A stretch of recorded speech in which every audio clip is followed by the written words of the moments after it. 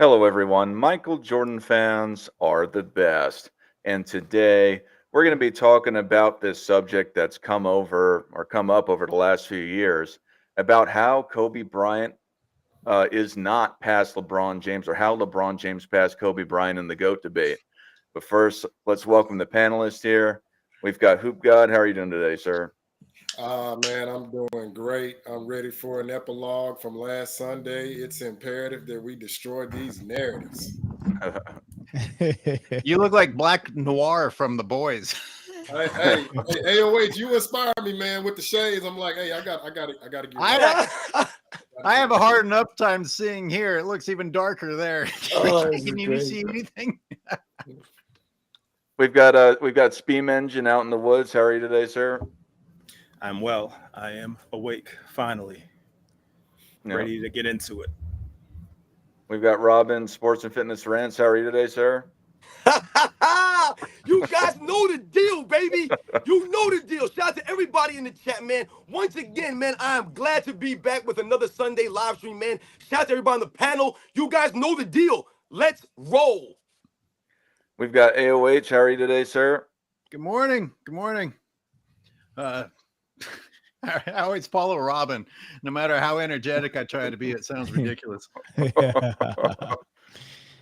got Jay, Scap Attack, Scap Attack. How are you today, sir? I'm doing well. Thanks for having me. This is probably my favorite topic of any topic in anything in the entire world, not just basketball. So I'm ready to get into this, dig into it with you guys. Absolutely. And we've got Mel from Man Down Sports. How are you today, sir? I'm good, man. What's up, Dark? Good morning, everybody. Scap Attack, this is my first time meeting you. I think the first time being on the panel with my man at the top right as well. What can I call you, big dog? Top right, glasses, Steam ball engine, steam engine. Steam Hopefully, I got you, big a dog. basketball All right, head works too. Nice to meet you, bro. Nice to meet you, man. And Scap as well. Nice to meet you. I'm subscribed to you for sure. I'm mad you're not subscribed to or familiar with Man Down Sports, so you're gonna have to go check my channel out. You got my word. I will. Thank you very much. You, good to meet you as well here. Yeah, for sure. And I seen you on Jason Whitlock's show too. I just want to let you know that. Appreciate you. And we've got NMB Sports. How are you today, sir? I'm doing good. In Nico Harrison, we trust. He does it again. I'm feeling good about the Mavs next year. They're making some moves. Oh, that's tough. All right. So first, we'll start with Scap Attack because I know this is one of his favorite subjects. And I know that you don't think that LeBron James is past Kobe Bryant, but why is LeBron James not past Kobe Bryant? Well, yeah, many think that my channel was created. I really dug into starting this channel and really building it about a year ago, little over a year ago.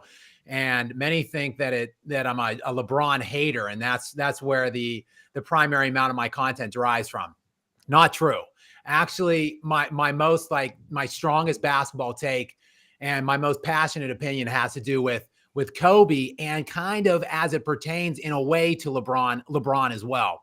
It's because like many of you, I'm about the same age. I grew up, I was a young fan of Jordan, but very young. Like I really became like an adult and an avid basketball fan watching Kobe Bryant. And I've seen every game Kobe Bryant has played, playoffs, regular season. While I haven't seen every regular season game of LeBron, I've seen every single postseason game he's played in as well. And that's the thing, that the really crux of the point behind the GOAT debate with Jordan and LeBron. The thing that annoys me is not that the premise that LeBron is up there with Jordan or maybe has surpassed Jordan. It's the fact that he hasn't ever gotten by Kobe. Kobe is the gatekeeper to the Jordan conversations, and LeBron never got there. Why is that? Why do I feel that way? Let's just break it down. Overall game. I'll give LeBron, begrudgingly, I'll give him court vision and, just in general, passing. I'll give him the check mark in that. So to speak, not necessarily making teammates better, because I don't think that's the case at all. But just in terms of his overall court vision and passing, we'll give the check to LeBron. Look, he's 2-3 inches taller, 40 pounds heavier, 20 to 40 pounds heavier than Kobe whenever you're looking at their play height and weight. So I'll give him the check mark in rebounding too.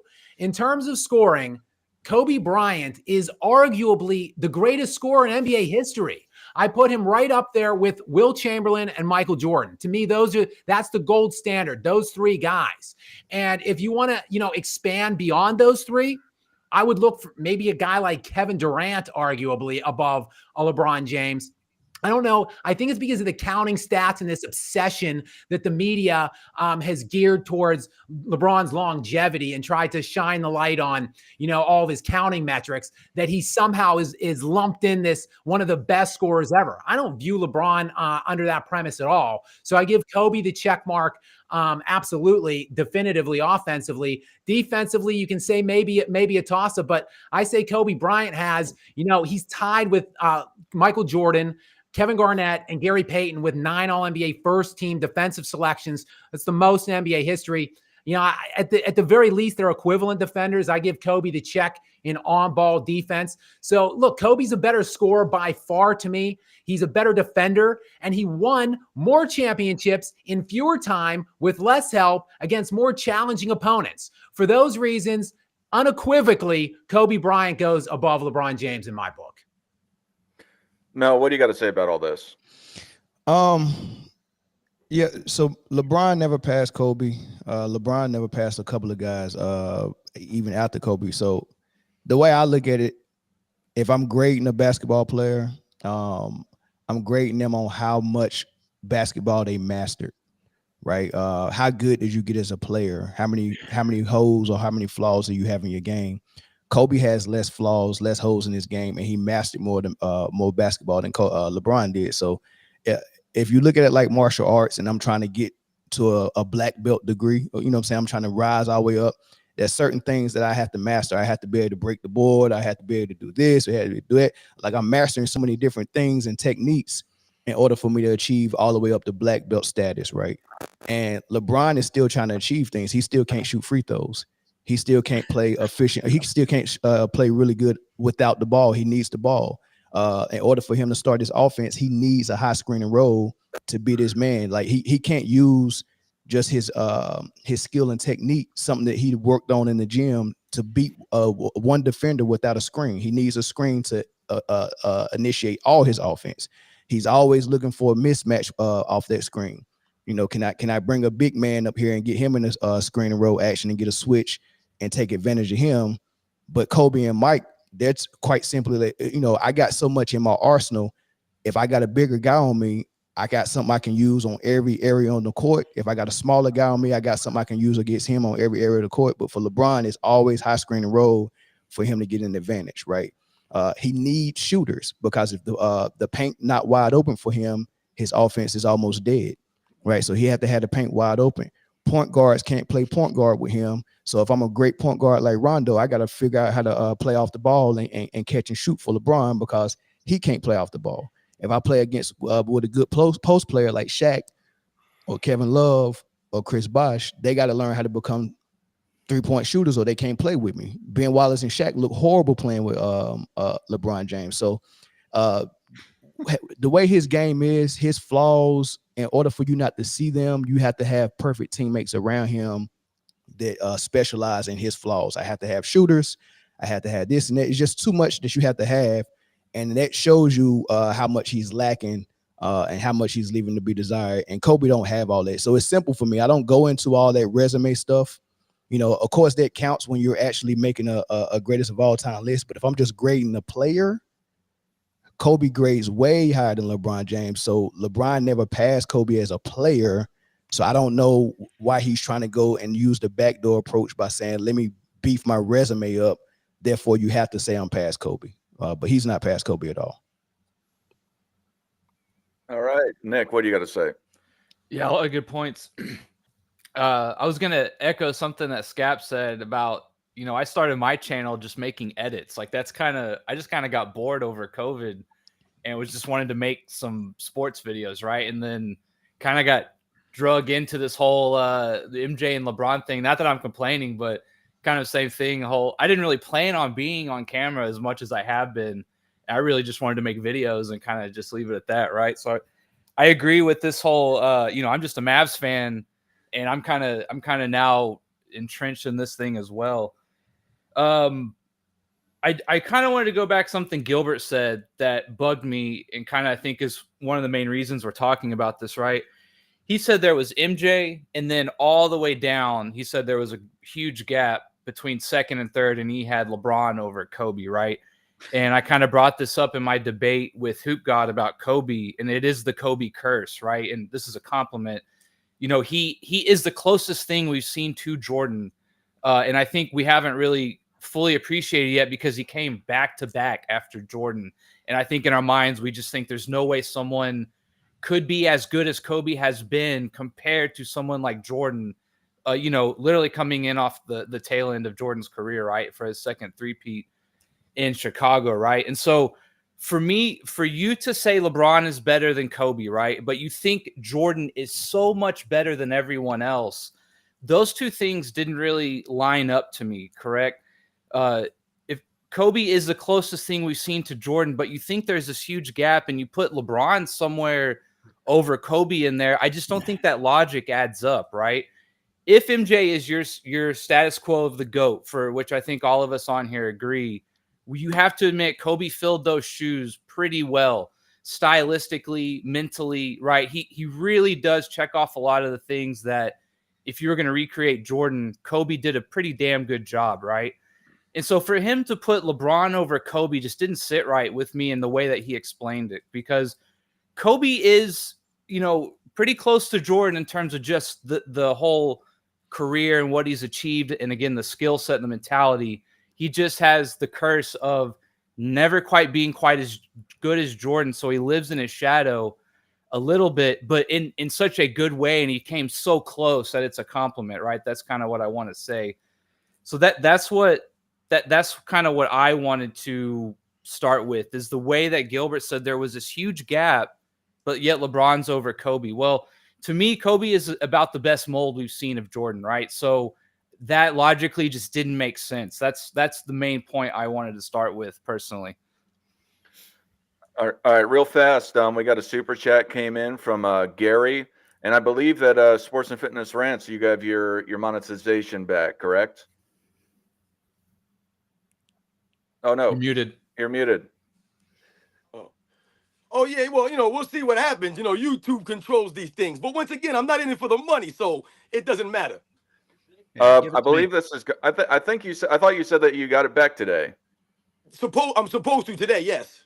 Okay, I think it's to you. Do you want to respond to this? You got a minute to respond to it. Yeah, what do you say? What do you ask me? Salute. Keep that same energy. I love your dedication to sports and fitness. Thank you for that 90s Magic video. Who is the MJ of football? $5. Oh, once again, shout out to Gary, man, for all the support, man, for my channel. The MJ of football. Ooh, that's a good question, man. I'll be honest, man. I'm a New York Giants fan from way back, man. I'm gonna go with Lawrence Taylor, baby. All right, Lawrence Taylor. All right, Hoop God, what do you got to say about the whole Kobe LeBron discussion? So yeah, just to echo what Scap has stated, what Nick stated, and also what Man Down has stated. I wanna bring a different dynamic to this discussion, because this is what I look at as well. Let's remove the accolades, you know, the quote unquote MVPs, because I feel like that's more so voters biasness and hey, we just like this guy over this guy. And let's just get to the production. Okay, so when Kobe Bryant and LeBron James faced off out of 22 games in their career, okay, LeBron's team won 16 times, Kobe Bryant's team won 6 times, right? But if you go into detail and you start to find out, well, who was when they matched up, okay. This is on ESPN.com, because I know a lot of the, I call them the LePan handlers. They'll say I'm capping, but it's an easy search, really. If you go on ESPN.com, it'll show you that when they guarded each other in those matchups, Kobe Bryant shot 52% from the field. Remember, but Kobe's inefficient if you let them tell it. And when Kobe Bryant held LeBron, he shot 27% from the field. I mean, the man couldn't even shoot in the 30s, for crying out loud. But let's go a little further. So doing a little bit more research, Kobe Bryant's highest scoring seasons versus LeBron's highest scoring seasons. When Kobe Bryant averaged 35 points per game, if I'm not mistaken, it was 05-06. That is higher than any of LeBron's point per game seasons, with less spacing, by the way, because this is the dead ball there. His second leading scorer was 31.6, which was closer to LeBron's second season at 31.4. I believe that's the year he won the scoring title, but Kobe won the MVP. But let's take it a little further. Kobe Bryant has more 40-point games than LeBron, more 50-point games than LeBron, more 60-point games than LeBron. And we all know Kobe has the famous 81-point game, which LeBron has never cleared 70. Let's go a little further. Even in those 40-point games, Kobe Bryant shot over 50% from the field 62 times to LeBron's 55. But remember, Kobe's inefficient. So when you start to research, you can easily dissect these narratives that the media has created to try to do what? Marginalize Kobe because he dominated LeBron at every asset of the game. But let's go a little further. When I'm looking at a one-possession defender, right, I'm thinking of two guys, Michael Jordan, Kobe Bryant. You know why? Because they are going to take it personally that I am going to stop you from scoring so my team can get an advantage. I don't see that in LeBron.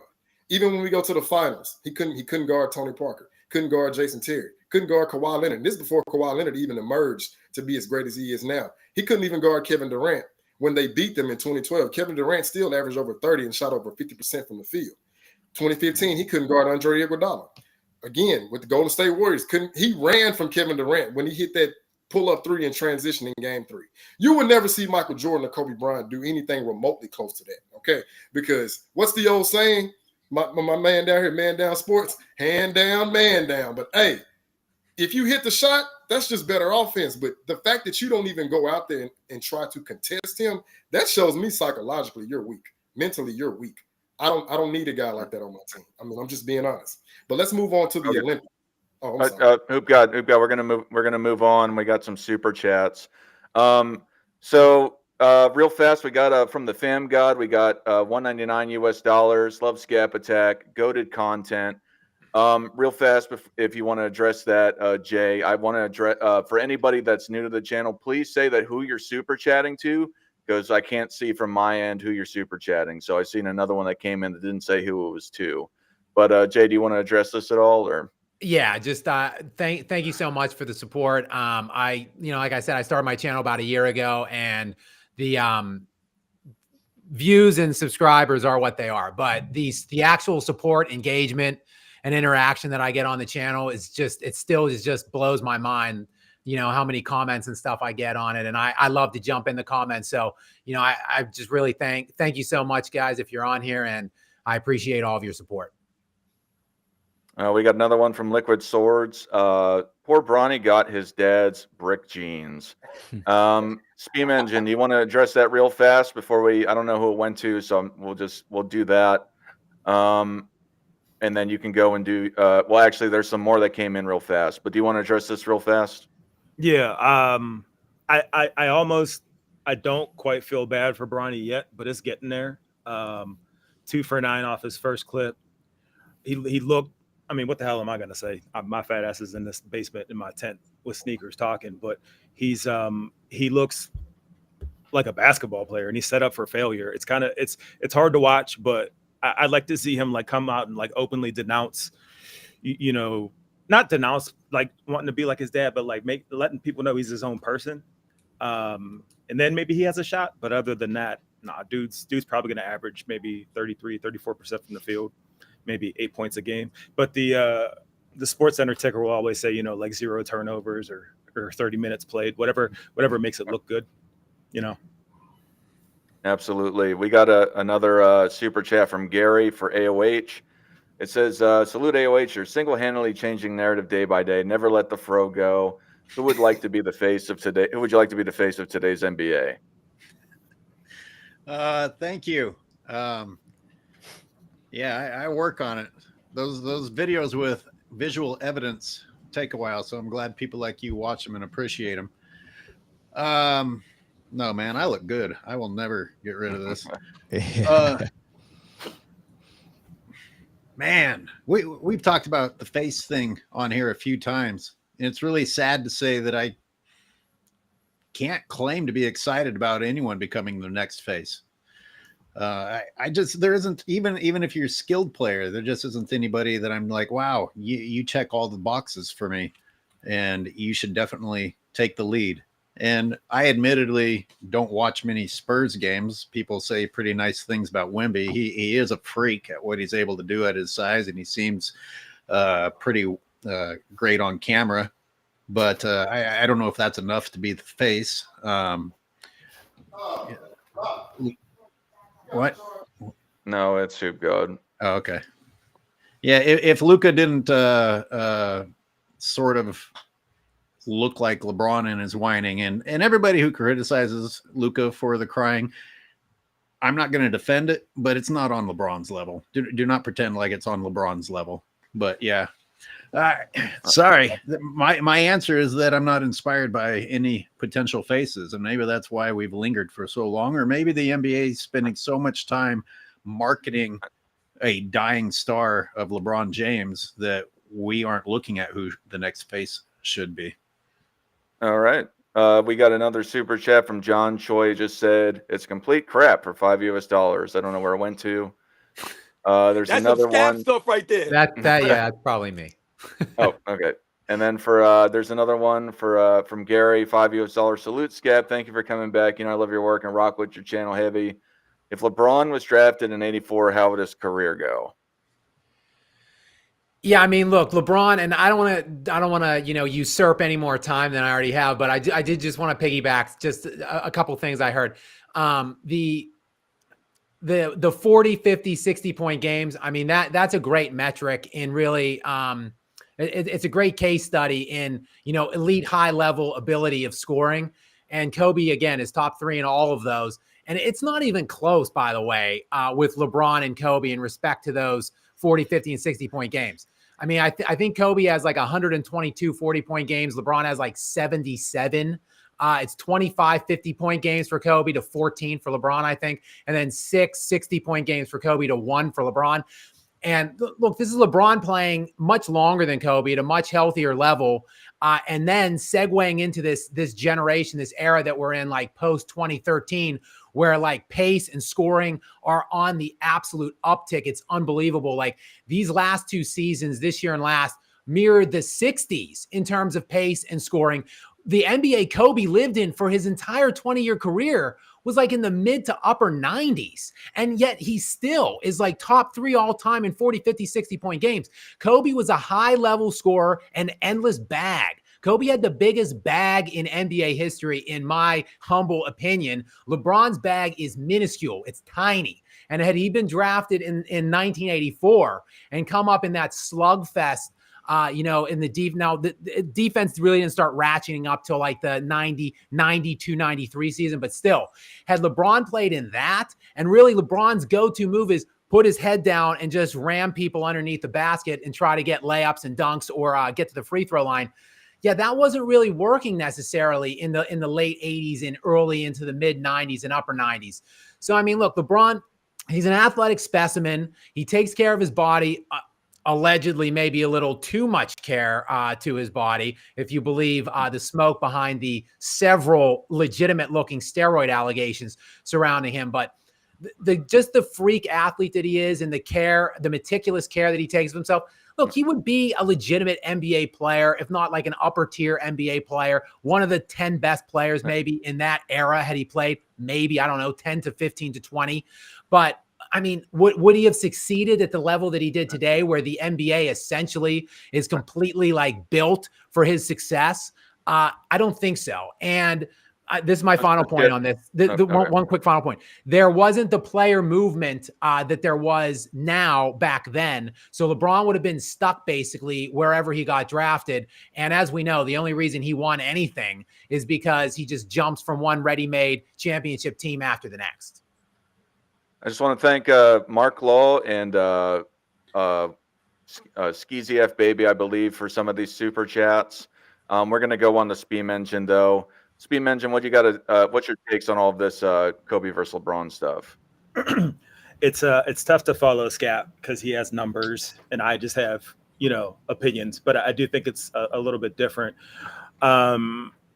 I've been alive for Jordan. I've been alive for Kobe. I've been alive for LeBron. I think a basic eye test will tell you that Kobe was better. I think years from now, everyone's going to look at stats. And I think that's what LeBron and that's what Clutch is kind of depending on, because there's not going to be any context. But if you were alive during the Lakers 2-3 piece like I was, and I was a Laker hater. I couldn't stand Kobe. I couldn't stand Shaq. Couldn't stand Rick Fox. None of them.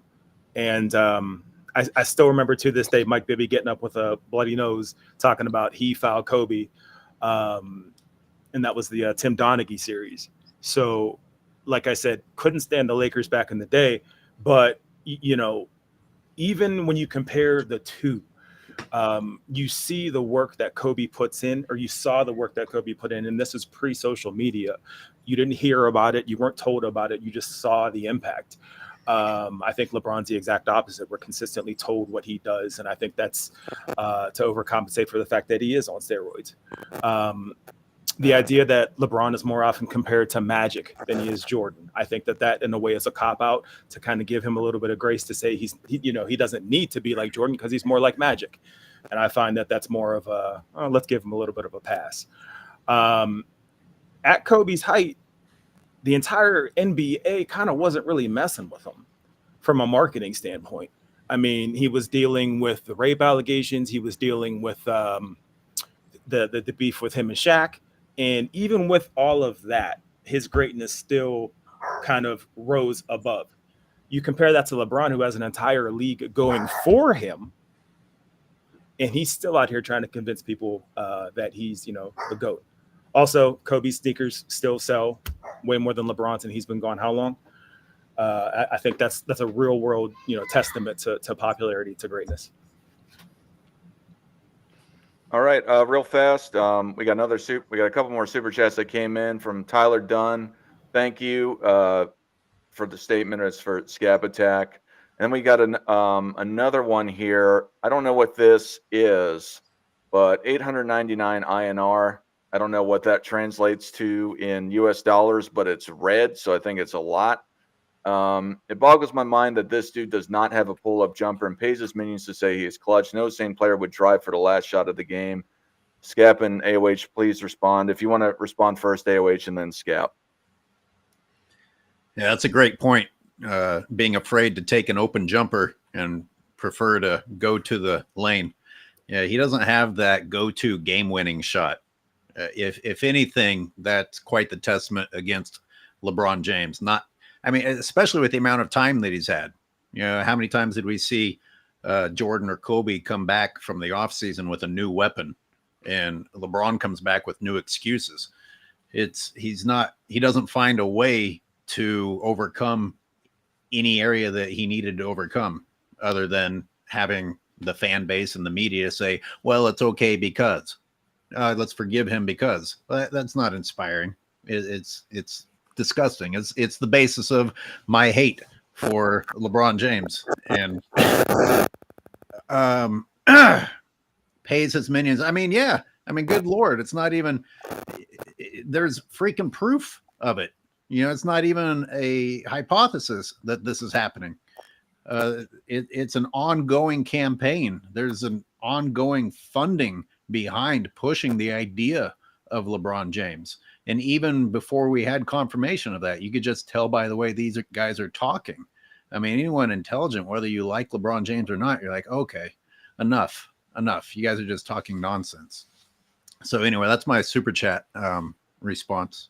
Did you want me to go on with the main topic or do some more? Scap, they're looking for Scap, and just to move forward, I'm blessed, and I'm going to speak for the whole panel with all these super chats, but I'm just going to flash these on the screen unless they come up as red, because we got to keep the show going. But thank you. I will flash them on the screen though. What do you have to say about this, Scap? Yeah, it's one of the primary reasons that Kobe will forever and always be above LeBron is because of that, the Mamba mentality, so to speak. But, synonymous with Mamba mentality is like the alpha mindset, the closer, the killer, whatever. Like these kind of synonyms that have never been used to describe LeBron James. So a lot of it does just go to like straight mindset. I mean, LeBron, he just doesn't want to take those shots. You know, we've seen him pass over and over and over again in those big situations. He has to systematically stack guys around him that want to take those shots, that can take those shots. You know, I mean, I'll get out here real quick, but like Kobe was taking those shots when he was 18 years old. You know, it's been well publicized, the air balls against Utah, but look at the courage that took for a young kid, like barely established in the NBA, he was maybe 18 or 19, to take like 3 or 4 successive, like game altering shots. He missed them all. That kind of failure didn't cripple him though. It emboldened him to go and work and get better and to come back and make those shots. LeBron lacks the courage and conviction to even want them. It's just a pathetic loser mindset. And that's why he has to continue to mercenary himself out to super team after super team, because if that kind of responsibility is put on his shoulders, he can't take it. He's failed over and over again, and we've seen it over and over again, which is why he just simply will never clear Kobe Bryant. Thanks for the super chat. And we have Johnny Arnett in the house for $19.99 US. I'm just going to briefly mention this because he's got a larger channel. He says, been fun to watch these debates. It's hard for Kobe to beat the depth of LeBron's complete resume, but if we're talking peak versus peak, I can't go against the mama. The fact that KB won 5 rings with all his injuries is insane. Thanks for watching, Johnny Arnett, and you should call in sometime to the show. Anyway, Robin, what do you got to say about all this? Yeah, so my man Johnny Arnett, he talked about the depth of LeBron James's longevity and how Kobe Bryant stand up to that. This is what we've been alluding to if you've been listening to this live stream right now. Because what I've been hearing from all you guys, and you guys have been breaking it down in different aspects. Man, Dan was breaking down the on-court game about needing screens and how he needs to manipulate the on-court to get open, all these things. Scap, you broken down the numbers. My man Hoop Guy, you guys are broken this down. What I'm getting from this is what I talk about on my channel. He's not even worthy to be in this conversation with Kobe Bryant. That's what it seems like to me. Because what you guys have been saying, and Scap, you said something about maybe it's a push as far as LeBron James and Kobe Bryant on the defensive end. Absolutely not. How dare you even let Kobe Bryant down by even saying that? LeBron James can't shine Kobe Bryant's shoes. And what I mean by that is what? The consistency or lack of from LeBron James on the defensive end. Why is LeBron James not considered an all-time great defensive player, even though he's a much greater athlete than so many people they'll have you believe? Why are these things? Because LeBron James has not consistently been great on defense. At his best, at his peak on defense, he was good. He was never consistently great. That's why they'll tell you, oh, in 2011, LeBron James shut down MVP Derrick Rose in the Eastern Conference Finals. But he followed that up by not being able to stop Jason Terry or J.J. Barea, though, in the very next round. That goes to the lack of consistency from LeBron James. You guys mentioned something about LeBron James not taking the challenge against Kevin Durant in the NBA Finals. Absolutely. Once again, showing you're not worthy. You think Kobe Bryant's going to switch screens and allow 35-year-old Richard Jefferson to be guarding primetime Kevin Durant in the NBA Finals? It's absolutely laughable when you go back and you watch those games. How many screens LeBron James allowed to be switched and all this nonsense? They're not even real screens. In the 80s and the 90s, guys set legit screens. Michael Jordan was fighting through these things. Kobe Bryant was known for fighting through screens, giving the what? The effort on the defensive end. So don't ever say that LeBron James or Kobe Bryant are anywhere on the level of the same defensive player. He didn't give the same effort. 21 seasons in, this man got 6 all-defensive teams to show for it. That's laughable. Absolutely laughable, man. Let's think about the Olympic Dream Team, where Kobe Bryant absolutely embarrassed LeBron James just through his work ethic. You got guys like Chris Bosh talking about, yeah, man, I thought I was going to get there early and be the guy. And Kobe Bryant's already covered in sweat, man. This dude was the standard, like Michael Jordan was. It don't have to necessarily do with the on-court game. And you guys mentioned that. Once again, not worthy to be compared to Kobe Bryant. Kobe Bryant had a go-to move at the end of games. He knew where he was going, whether it was a bad shot or a good shot, whether it went in or not, is irrelevant. You guys said it before. He was willing to take these shots. LeBron James, not willing. So he's not worthy to be compared to a Kobe Bryant in the all-time rankings. That's why I always tell people, LeBron James will never be a top 10 all-time player. He's not worthy to be in these conversations, man, and he's not worthy to be compared to Kobe Bryant, man. What do you got to say about this, AOH? Well done, sports and fitness. Well done. Let me have a different approach. I'm not gonna try and debate by numbers whether Kobe and was better than LeBron. I would rather talk about the timeline of when the fans were told things. I remember a time, and I brought this up before, Hoop God says he remembers. I remember a time when we were told that Kobe was better than Michael. Kobe was, for a period of time, put in the number one spot. And that's while Kobe was in his prime. For some reason, it's important for people to think that they're watching the best ever, or it's important to at least get people talking about whether they are watching the best ever. And then that disappeared. But look at LeBron's hype. LeBron was being declared the best ever before he'd done a damn thing. And that's super suspicious. Whether you think LeBron ended up being the best ever or the greatest ever, he was anointed before he'd done a damn thing, much less get anywhere near the number of rings of Kobe or Michael. I mean, he's still, you have to count bullshit rings in order for him to even be near the number of rings that they have. But forget the rings. Think about when you were told that he was the GOAT. It came ridiculously early for LeBron James. You have to question that by itself and think, wait a minute, something's going on here. If he could have become the GOAT later on, that's one thing. But you were already being convinced by the media, or at least they were attempting to convince you that he was the GOAT. And it happened a little bit with Kobe. Not much, but I do remember it happening.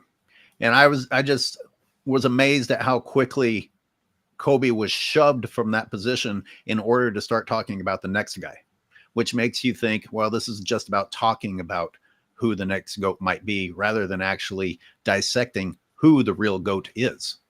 And then after that, you can break down the style of play, like the dishing. You know, by the way, Scap, see, I cheered against Kobe.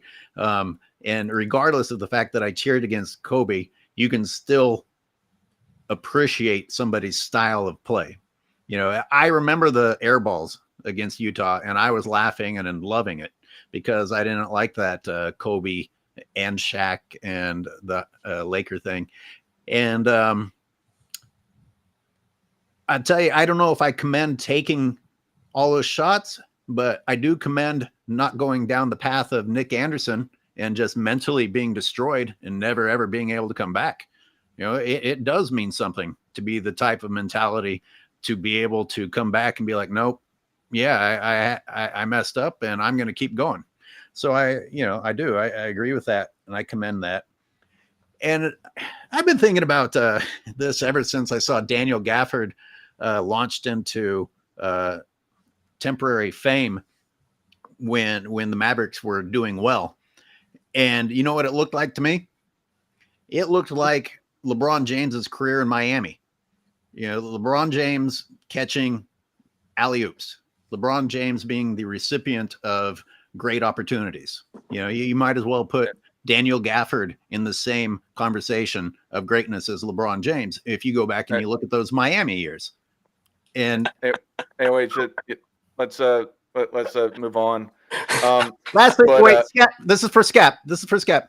Kobe dished and created those opportunities for other people to finish like that more than LeBron did. LeBron was the recipient of those types of things more than the disher. That's my point at the end of that.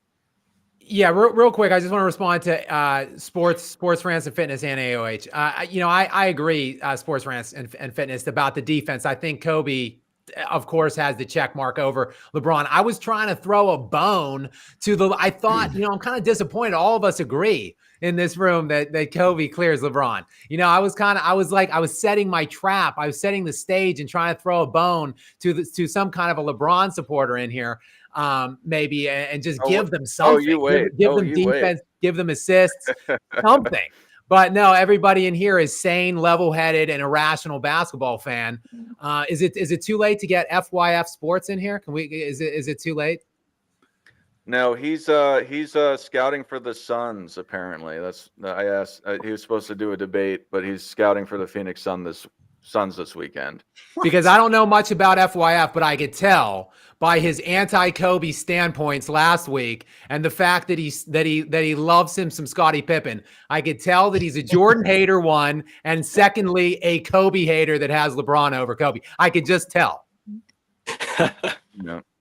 Well, I'm gonna go and I'm gonna tell you guys why LeBron James is greater than Kobe Bryant. For one, Bronny James is in the league, so that makes him greater than Kobe Bryant. For one, two, he won the bubble championship in Disney World. In 2016, he had Kyrie go and shoot him that last shot to win in a Game 7 series. He's the chosen one. No, obviously I'm being sarcastic here, but just to the point of it is that Kobe Bryant, in my opinion, objectively speaking, because there's some people that will go and say, "Oh, we're all just making up narratives." So think about it like this. For me, at least, when I think about greatness, it's about dominance and it's about impact and influence. So if you look at it, Kobe Bryant won 5 NBA championships, all NBA team caliber. He's won 2 scoring titles. It's the same amount of statistical titles. That means that he was greater than everyone in the league during that time with that. And then also, I think it's not even close about how much influence he had and impact on moving the league forward, pushing it to the next level.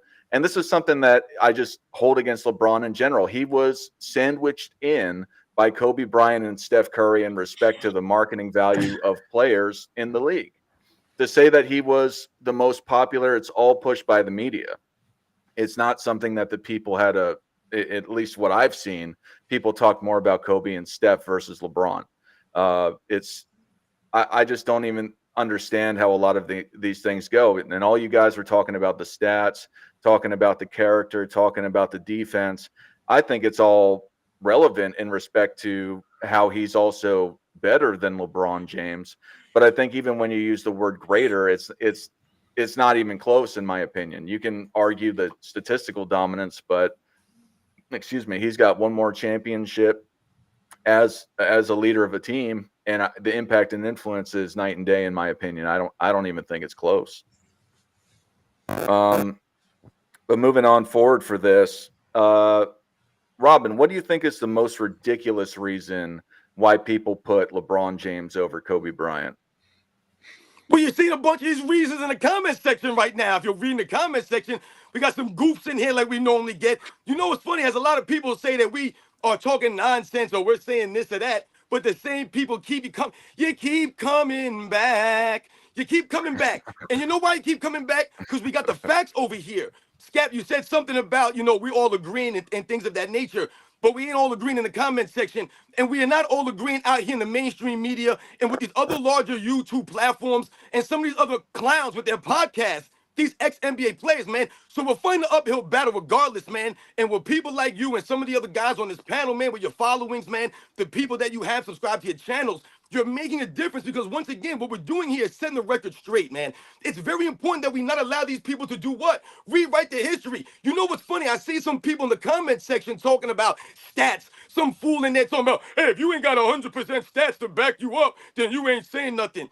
Stats? So we're going to sit here and act like LeBron James ain't traveling all up and down the court and scoring after he travels? We're going to act like we don't see LeBron James offensive fouling up and down the court, still being allowed to score and getting all these free throws, all of these things. We're going to act like these kinds of things don't happen. But on the flip side, these same people are trying to come after Michael Jordan and all these other people based off of stats. They'll say, well, Michael Jordan was getting fake stats in home court games. So wait a second, what are we talking about here? We're going to sit here and say that only one player or only this player was getting his help on stats and things of this nature? Once again, it don't add up, man. These people, this is what I'm saying. You can't even talk and debate these people because they got you going in circles. You don't know where the hell you are. You're trying to talk basketball and you end up talking about something that got nothing to do with basketball. They're talking about LeBron James's money and the things he does for the people out there. What people? He ain't doing a goddamn thing for anybody, man. He can't even do anything for his teammates.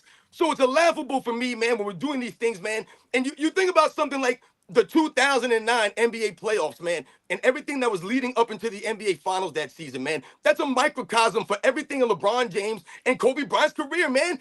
Both of these guys, you can say, were at the peaks, man. You can argue it's MVP LeBron James. That's Kobe Bryant, man. They're both right now, 2009. They're primed up. We just coming off that embarrassment for LeBron James in the Olympics, where Kobe Bryant was leading the way. And what happened in 2009? They had the public commercials for Nike. Everyone thought LeBron James was going to meet Kobe Bryant there. And we still waiting for LeBron James to show up. He didn't show up, man. And we all know, man, he folded up, man. And once again, Kobe Bryant proving, man, that he could beat the team that beat LeBron James, man. Once again, man, this is a complete joke for people to talk about stats and that's the end-all be-all, or that Kobe Bryant doesn't have certain stats over LeBron James. Once again, man, someone talked about scoring and things of that nature in the chat, man. You're going to sit here and try to tell me that LeBron James is a greater scorer than Kobe Bryant? Man, get the hell out of here, man. Stop the nonsense, man. LeBron James not even a greater scorer than someone like Tracy McGrady or Jerry West or some of these other great scorers, man. Stop it. All right, Hoop God, what do you got to say about all this? Oh, Hoop God, I got you muted. What? You hear me? Yeah, I can hear you Hoop now. God. Yeah. All right, what you got to say about all this? Okay, yeah. So to follow up what Scap and Sports and Fitness said, yes, I want to add this in too. This is what I see a common theme, the longevity, which in my opinion, unless you're winning, then what is the longevity argument? Okay, if you won 5 championships like Kobe did in a 10, 11-year span, and then you keep adding to that, right? Now the longevity, it has a solid foundation. But if you have not surpassed Kobe in all defensive teams and scoring titles and championships, then what is the longevity argument? I mean, it's empty. Then we get to the triple doubles because I hear this. Well, LeBron has more triple doubles. Okay, let me try to turn my common sense brain on. Why would a shooting guard be competing with a small forward for triple doubles? That makes absolutely no sense whatsoever. That's not a formula for winning. Because if you look at all the other guys who average triple doubles outside of Nikola Jokic, what did it lead to? Nothing. So again, that's an irrelevant aspect they'll try to bring up. Then we get to appearances, right? The objective, to quote the famous Herm Edwards, you play to win the game. Nobody cares about appearances. I'm like, wait a minute. So you're telling me we've went from the Bill Russell Celtics winning 8 straight, Michael Jordan Bulls 3-peating twice, the Kobe Bryant Lakers 3-peating with Shaquille O'Neal, and then Kobe Bryant going back to the finals with Pau Gasol and 2-peating. Now we're talking about appearances. I'm like, yo, no, what y'all not about to do is lower the bar. See, when you have 2 players who've set the standard of excellence so high, what do you have to do? You have to attack them and try to tear them down. So no, I'm not going to let that happen, just like I know you guys aren't going to let that happen. And I want to follow up on some things that were mentioned earlier. With LeBron James, if he's this great playmaker, right, why hasn't he ever assisted on a game-winning shot in the finals like Michael Jordan did with Steve Kerr, like Kobe Bryant did with Ron Artest? When LeBron's teammates outside of Ray Allen scored those shots, they were self-created. He was a spectator, okay? When Kyrie Irving hit the shot, LeBron was a spectator. When Anthony Davis hit the shot, LeBron was a spectator. Even when Dwayne Wade would close games, LeBron is a spectator. Ray Allen hits the shot that got assisted by Chris Bosh, not by LeBron James. So again, I always challenge these narratives that they put out here, and they want to bolster LeBron, but at the end of the day, to sum it up, if you have to use longevity, appearances, and hollow stats, then you already know that your argument has no foundation whatsoever. All right, real fast, we got another super chat from. Yes. We got another super chat from Mahathi it was red, so that means it's a lot. I don't know what the equivalent is. I don't know who it's going to either. But it says LBJ don't have the fundamentals of basketball footwork. LeBron, Kobe worked with Hakeem. Kobe picked up below post footwork like it's second nature. LeBron just looks like a big, dull, uncoordinated guy. Speam Engine, you want to speak on that since it's not targeted at anyone? I think that's about $11, the $8.99 Indian rupees, if I'm not mistaken. It says it's red though. Red usually means, it's a lot. So I don't know. Thank you for giving me the undisclosed amount of money question. Comment. No. Actually, because I was taking notes as we were talking, speaking about LeBron being uncoordinated. I'll get to that in a second. The one thing that drives me insane is the pass first narrative about LeBron. Lifetime stats: Kobe's 25, 5, and 5. LeBron's 28, 27, 8, and 7. And are you really a pass first player, right? Only getting 2 more assists a game than supposedly the biggest chucker of all time, right? Which is what people call Kobe. So again, false narrative, just looking at stats. LeBron has no, I mean, I've seen him dribble. I've seen him try to cross over. I've seen him mistakenly throw the ball behind his back and through Tristan Thompson's leg. And then SportsCenter have it #1 top plays all time in the history of sports every day. It seems like, it sounds crazy, but it seems like a lot of his offensive success is either it's from the refs or it's just a fluke, or just purely running through somebody. I've seen that man fail to tie his shoes on national television. So you can't mean to tell me that he is technically sound enough to control an offense. Whereas you have somebody like Kobe, who he was basically a soccer player on a basketball field, on a basketball court. Everything he did was, I mean, aside from the rape stuff, everything he did was kind of poetic and natural and not forced. And that's the exact opposite of what LeBron does. All his work is done in the gym, $3 million a year on his body, this and that. But I mean, for all that longevity, it's just like Hoop God said, what are you doing with all that? Speed Engine, we'll come back to you about this stuff. But Mel, you got a super chat, and then what do you think is the most ridiculous reason why people put LeBron James over Kobe Bryant? But if you want to address the super chat that was sent to you. Yeah, thanks for the super chat, Juno. Yeah, that's true. Kobe did have an option to go for the scoring title the last game of the season, which would have been multiple scoring titles for him. But you know, him and Phil decided that he should sit that game out so he could rest for the playoffs and go for a championship. And Kevin Durant ended up putting up the numbers and got the scoring title that year. So that's for that super chat. But appreciate that, Juno. But as far as why people put LeBron over Kobe, it's ignorance and propaganda. So this is how this went, right? The NBA wanted to expand.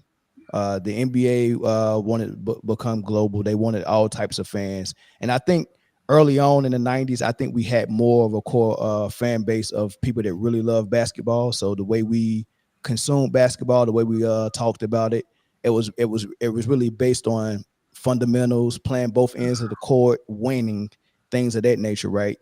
And once the NBA started to expand and grab more fans who didn't really love basketball, I got to figure out how to become marketable to a kid that probably don't play sports. I got to be marketable to some grown-up man that never played sports. I got to be more marketable to females because we're trying to grab as many as audience members as possible. They started to change the game in a way it was more palatable for them, right? And then you get the debate shows coming along, and in order for entertainment to be built around the NBA, they start discussing basketball just for debate purposes, and they start throwing these stats all out of the place. And they really taught these casual fans that the NBA brought in how to consume and talk about basketball, and it was just about stats, right? Now the debate shows was doing it just for fun and for entertainment, but the new fans started using that as their basis of which player is better than another player. So now we got all these players who don't know basketball being told what basketball is all about by people who never played, like Nick Wright, or football players like Shannon Sharp, or fat, unathletic, failed football players like Jason Whitlock, or failed basketball players like Stephen A. Smith, who even if he played for Winston-Salem State, he probably wasn't even that good like he claimed he is. He don't seem like he know basketball to me. So these are the guys that are leading the conversation and teaching these non-athletic new basketball fans what basketball is about. And then you get these guys like us who actually love the sport more than we love the players that play the sport. And we're talking about it in a logical way. You get us in the same room with these guys talking about stats, and we're talking about actual real basketball on both ends of the floor and with winning in mind and not stats in mind. Nick, what do you got to say about all this? Yeah, it's a lot there. As some of you know, I've done some in-depth videos on stats with LeBron and MJ, so people can go look at that if they want. But I guess mainly through all that, it reminded me when we're doing these debates, the top 10 debates, right? And it's nut cutting time, as they say, and you really got to put one guy over the other. And what's it going to be? Two-way ability was a huge thing, and also how you won kind of ended up being these things that put people over the others. And again, look, in terms of I kind of echo, I think it was Robin was saying, I don't really think LeBron is that good of a defender, to be honest with you. Like, in terms of just pure athleticism, like you could make some argument there. Maybe you could say that just being able to roam around the court, the chase down blocks, he is a little versatile, right? But in terms of what Kobe brought, right? I believe Jordan, since they've had the all defensive award, I think West, Jordan, and Kobe are the only players to ever lead the league in scoring and make an all defensive team, correct? So when we're talking about the GOATs, the two-way dominance is a big thing for me. And I've thought people are overselling how much LeBron is a good defender. And then we also get to kind of echo that, right? I think Jordan and Kobe are kind of the only guys who ever reached that stratosphere. Whenever they were in the Olympics or something like that, they came to the coach and said, I want to guard the best player or the best relative, guard that I'm going up against all game, right? Like, I am trying to send a message here. And I just don't think LeBron has that in him. And to kind of wrap it up, right, because we've said a bunch of stuff, but in terms of stats and whatnot, I mean, I've echoed several times, LeBron's only led the league twice in any stat. Kobe led the league twice in scoring. If we go and compare how LeBron gets his shots, right, this kind of goes back. Someone said, could he play back in the day or in Kobe's time? LeBron needs space because he is an athlete. He needs to roam and run. And like someone said, he catches oops. He makes athletic plays. When we get tight into the half court, and I've done a video where I've broken down his shooting, it is nothing but layups and dunks or threes. I mean, there really is nothing in between. LeBron does not have a bag, in my opinion, when we're talking about the GOATs here, correct? He does not have a bag. His offense and defense, to me, is overrated in terms of trying to compare him to someone like Kobe. I don't even think it's close, right? What Kobe could do on the defensive or offensive end. I just don't even really think this is a debate. And, just to reiterate how he ever got past LeBron, I mean, like you guys all kind of said, there's all these other arguments they brought up, and I'm just not sold. Like, I'm looking at these two players, and I'm not sold in any way that LeBron is better than Kobe. I have a 20-second addition to what he said there, because you know what LeBron fans are going to do. They're going to be like, how can you say he doesn't have a bag? And they'll come up with a highlight reel. Tell me one person who has made it to the NBA that you can't make a highlight reel for.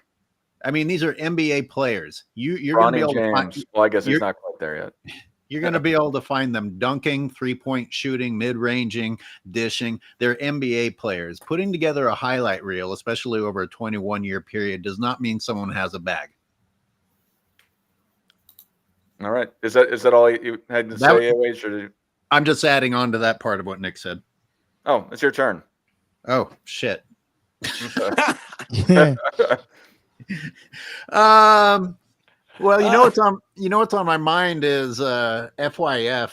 I think it was 2 weeks ago, whining about mirroring Michael Jordan. Why do people have to be like Michael Jordan to be considered the greatest? And all these people, their game is supposed to mirror Michael Jordan. And I'm sure he was talking about this because of Kobe, because people say Kobe mirrored Michael more than other people.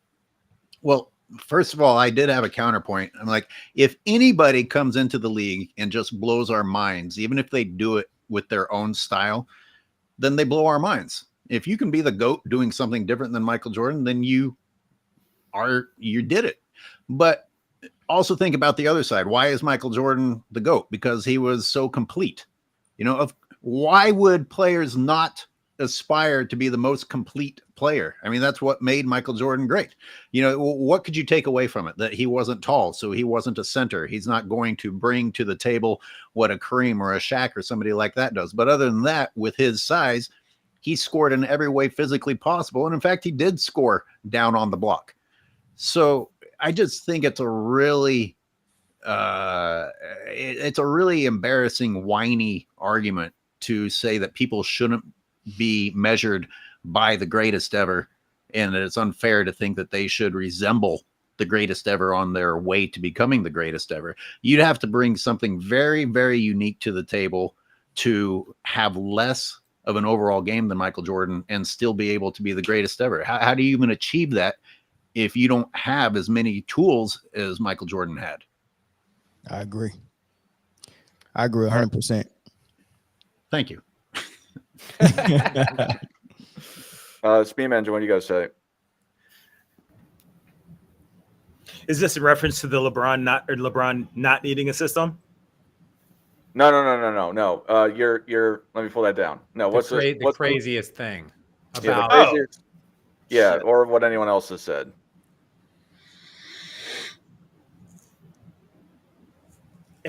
I gotta go with the pass first narrative. Again, I gotta come back to it because I think it was mentioned in the chat a couple of times. I think it's either this upcoming season or the season after that. LeBron's going to lead the league in misses and attempts. That's crazy for a pass first player. And again, Kobe played in a tougher time, a tougher era. I know that that's low hanging fruit, but that's the truth of the matter. No context. I mean, yeah, if LeBron stays in the East, his first 8 years of his career and plays the likes of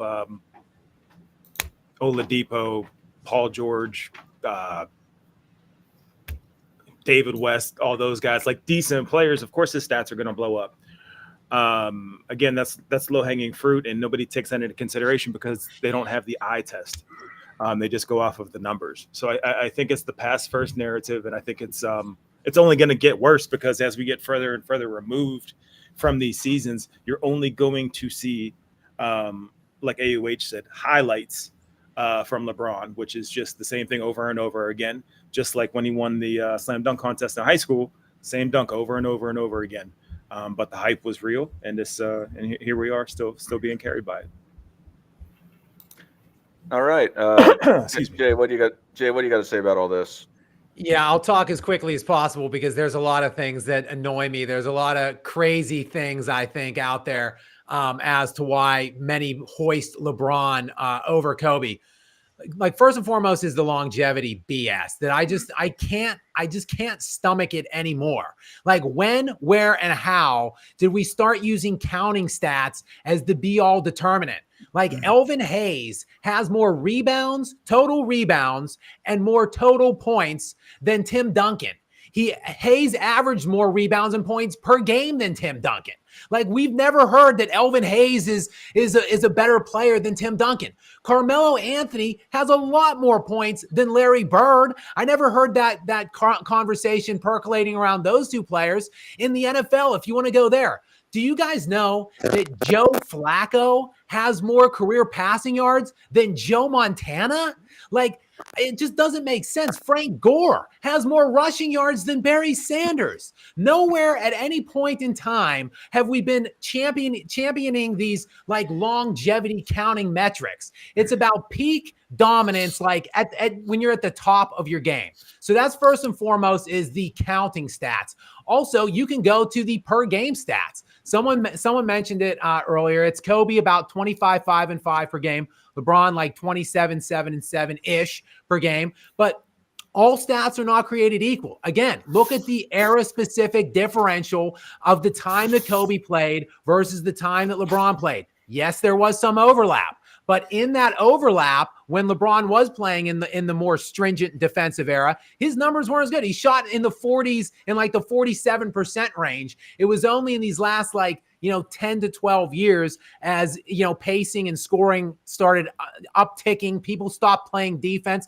that he started padding his shooting percentages. And let me get on to shooting percentage too, by the way, because that's another one that annoys the ever-loving hell out of me. Oh, well, LeBron's just more efficient than Kobe. Like he's just a better scorer because he's more efficient. Why? Oh, because he shoots a higher field goal percentage or a higher effective field goal percentage. Okay, do you guys know DeAndre Jordan has the highest field goal percentage in NBA history. He has the highest effective field goal percentage in NBA history. You want to know who's not in the top 10 on either of those lists? Steph Curry. So I guess we're just wrong all this time. We're hearing about Steph Curry as the greatest shooter ever. It's actually DeAndre Jordan. Of course not, because you take into things like context, where they're shooting, how they're getting their shots. For some reason, things that are never brought into account when we're talking about Kobe and LeBron. Finally, I know my clock is ticking here, but I do want to slide in the MVP thing, because the MVP thing annoys the ever-loving hell out of me. Kobe only has one MVP. Okay, there's been 6 players in NBA history, I'll make this as quick as I can, that have 10 top 5 finishes or more, 10 top 5 finishes or more in league end, year-end MVP voting. Only 6 guys: Kareem Abdul-Jabbar, LeBron James, Kobe Bryant, Bill Russell, Will Chamberlain, and Michael Jordan. 5 of those 6 guys have at least 4 league MVPs. Kobe only has 1. It's complete and total garbage. And on that list, by the way, only Kareem and LeBron have more than Kobe. Kareem has 15 top 5 finishes in MVP. LeBron has 13 top 5 finishes. Kobe has 11. Somehow Kobe only gets 1 league MVP. So I'm sick and tired of hearing about, oh, well, Kobe only has 1 MVP. And while I'm not going to dig into this, because yes, I've talked a bit here, the Shaq carried Kobe thing is another thing that absolutely destroys me every time I hear it. Like, tell me somehow that your IQ is below 80 without telling me it. Utter the line, Shaq carried Kobe, or Kobe was like a second option on the team. Get out of here with that. So I'll open it up. I'll let other people talk. But if you want me to come back and squash that Shaq Kobe thing a little more specifically, just let me know. Hey, can I piggyback on the longevity thing Yeah, sure. real quick? Yeah. Yep. So people got to be honest about the longevity thing, because being able to play past 35 because you went and found a younger guy that is equal or better than you, and somehow you was able to get him to acquiesce to you and kind of like, make it seem like you're still the main guy on the team, but he's really carrying you. And then the media is doing your bidding by telling all the other people that you're still the guy. That's what LeBron specialized in. I mean, Kareem did it, but he didn't do it purposely. He's an older guy, and then you get Magic, who's a guy that's as great as you and younger than you that can carry the load, right? Shaq kind of did it with Miami with Wade, but with Kobe and Mike, there was such guys that wanted to do it by themselves, or not by themselves, but they wanted to lead the charge, that just because they wanted to continue to play, they couldn't fathom tricking everyone into thinking they're still doing it, but getting a younger guy to piggyback off of. They said, once I can't carry a team the way I normally did in my prime, it's time for me to walk away from the game. But LeBron won't walk away from the game and pass the torch to someone else. He's just walking out there looking like the Walking Dead. Anthony Davis is carrying him. He needs more help. But then the media is going to tell you that he's doing it, and we've never seen someone at this age play this well, which is not true. If Michael Jordan decided that he wanted to go play with Tim Duncan instead of retire, he would have been playing phenomenal basketball and playing meaningful basketball in the playoffs, just like LeBron. Same with Kobe. If he wanted to say, hey, Lakers, I want you to go ahead and go find me a superstar that's in his prime, bring him here. So that's my longevity piece. It makes no sense to me. When you watch the actual game, Michael Jordan on the Wizards actually played better than LeBron. And I think I seen either Scap or Angro Hoops fans do a side-by-side comparison of that, which was really good, right? Then the last point I make about the go ahead, Dart, my bad. Yeah. Let me do my thing, and we're gonna move on to the next segment. Okay. Yeah, for me, the most ridiculous thing for why people say that LeBron is greater than Kobe, and it's to the point of where they say he's the GOAT, is winning in 2016 against the Golden State Warriors, who they conflate as being the 2017 Warriors with Kevin Durant, because all of a sudden the 2016 Warriors is the greatest team of all time. They don't have Kevin Durant. They have the injuries. They have the technical fouls. Draymond Green getting kicked out of the finals. But then they say that that's what made, and him himself said that that's what made me the GOAT, is going over and beating the greatest team of all time. It's just plainly not true, because you go and you look at the other iterations of that team. I think most people would argue that that 7 team is significantly better than the 16. And just in general, they go and they just completely omit and disregard any of the opponents that Kobe Bryant faced going through his playoff runs in the Western Conference or Western Conference specifically, i.e. the Spurs, who essentially, if the Lakers weren't there, could have possibly even, 7-peated. They came against the Lakers, which was a stacked team, but the Spurs had David Robinson, Tim Duncan, amongst others, going out throughout that time. But specifically with Kobe Bryant, in my opinion, he had a rougher road to the finals every time, especially with that three-peat. And just in the Western Conference in total, I think if you look at it, it's not even close. Now, I'm not taking that away from LeBron, but however, he still won more finals on top of it all. So I don't understand how you go and you say, well, that one finals made him the greatest of all time when it wasn't even the best Warriors team that he faced over that period of time. Dart, can I just put a bow on this real quick and piggyback off that last comment you made? Kobe Bryant has faced more 50-plus win opponents in his NBA playoff career than any player in NBA history. He's beaten more 50-plus win opponents in the playoffs than any player in NBA history. Kobe has beaten more 50-win opponents in his playoff career than LeBron at this stage has even played. And that's with LeBron playing approximately like 10 more series in the postseason and counting. So when you're talking about the actual path and the level of difficulty that Kobe went through, it's not even close. I mean, you mentioned the Duncan Spurs, but there were a number of other great teams that Kobe was contending with in the first iteration when he had Shaq, and then at the second point when he was playing with really just Pau Gasol. I mean, that West was loaded. You had the beginning of the big three Oklahoma City Thunder with Russ and KD and Harden. You had the Phoenix Suns with MVP Nash, Amari Stoudemire, and Sean Marion. I mean, even just secondary teams like the Tracy McGrady Yao Ming Rockets and the Allen Iverson and Carmelo Anthony Nuggets. Like those conferences were absolutely loaded. And LeBron James is playing like 40-win teams to get to every finals. It's just ridiculous, the commentary of playoff opposition. I just wanted to add that in. Absolutely. So briefly, I want to get everyone's take, just 1 minute for each of you, on LeBron James's max contract, and then we'll go and we'll take calls after that. Let's start with Mel. 1 minute. What do you think about LeBron James' contract? I ain't got a lot of thought about his money. I think the Lakers are not very wise to give it to him. But if LeBron and Clutch Sports is doing good business to negotiate that, then more power to him. I mean, it's a business. So I mean, I don't care about his business at all. I do think it's dumb for the Lakers, because I would move on from LeBron and just go ahead and if I'm thinking about basketball, I would just go ahead and build a team that fits Anthony Davis. I would try to get LeBron to take less money than that.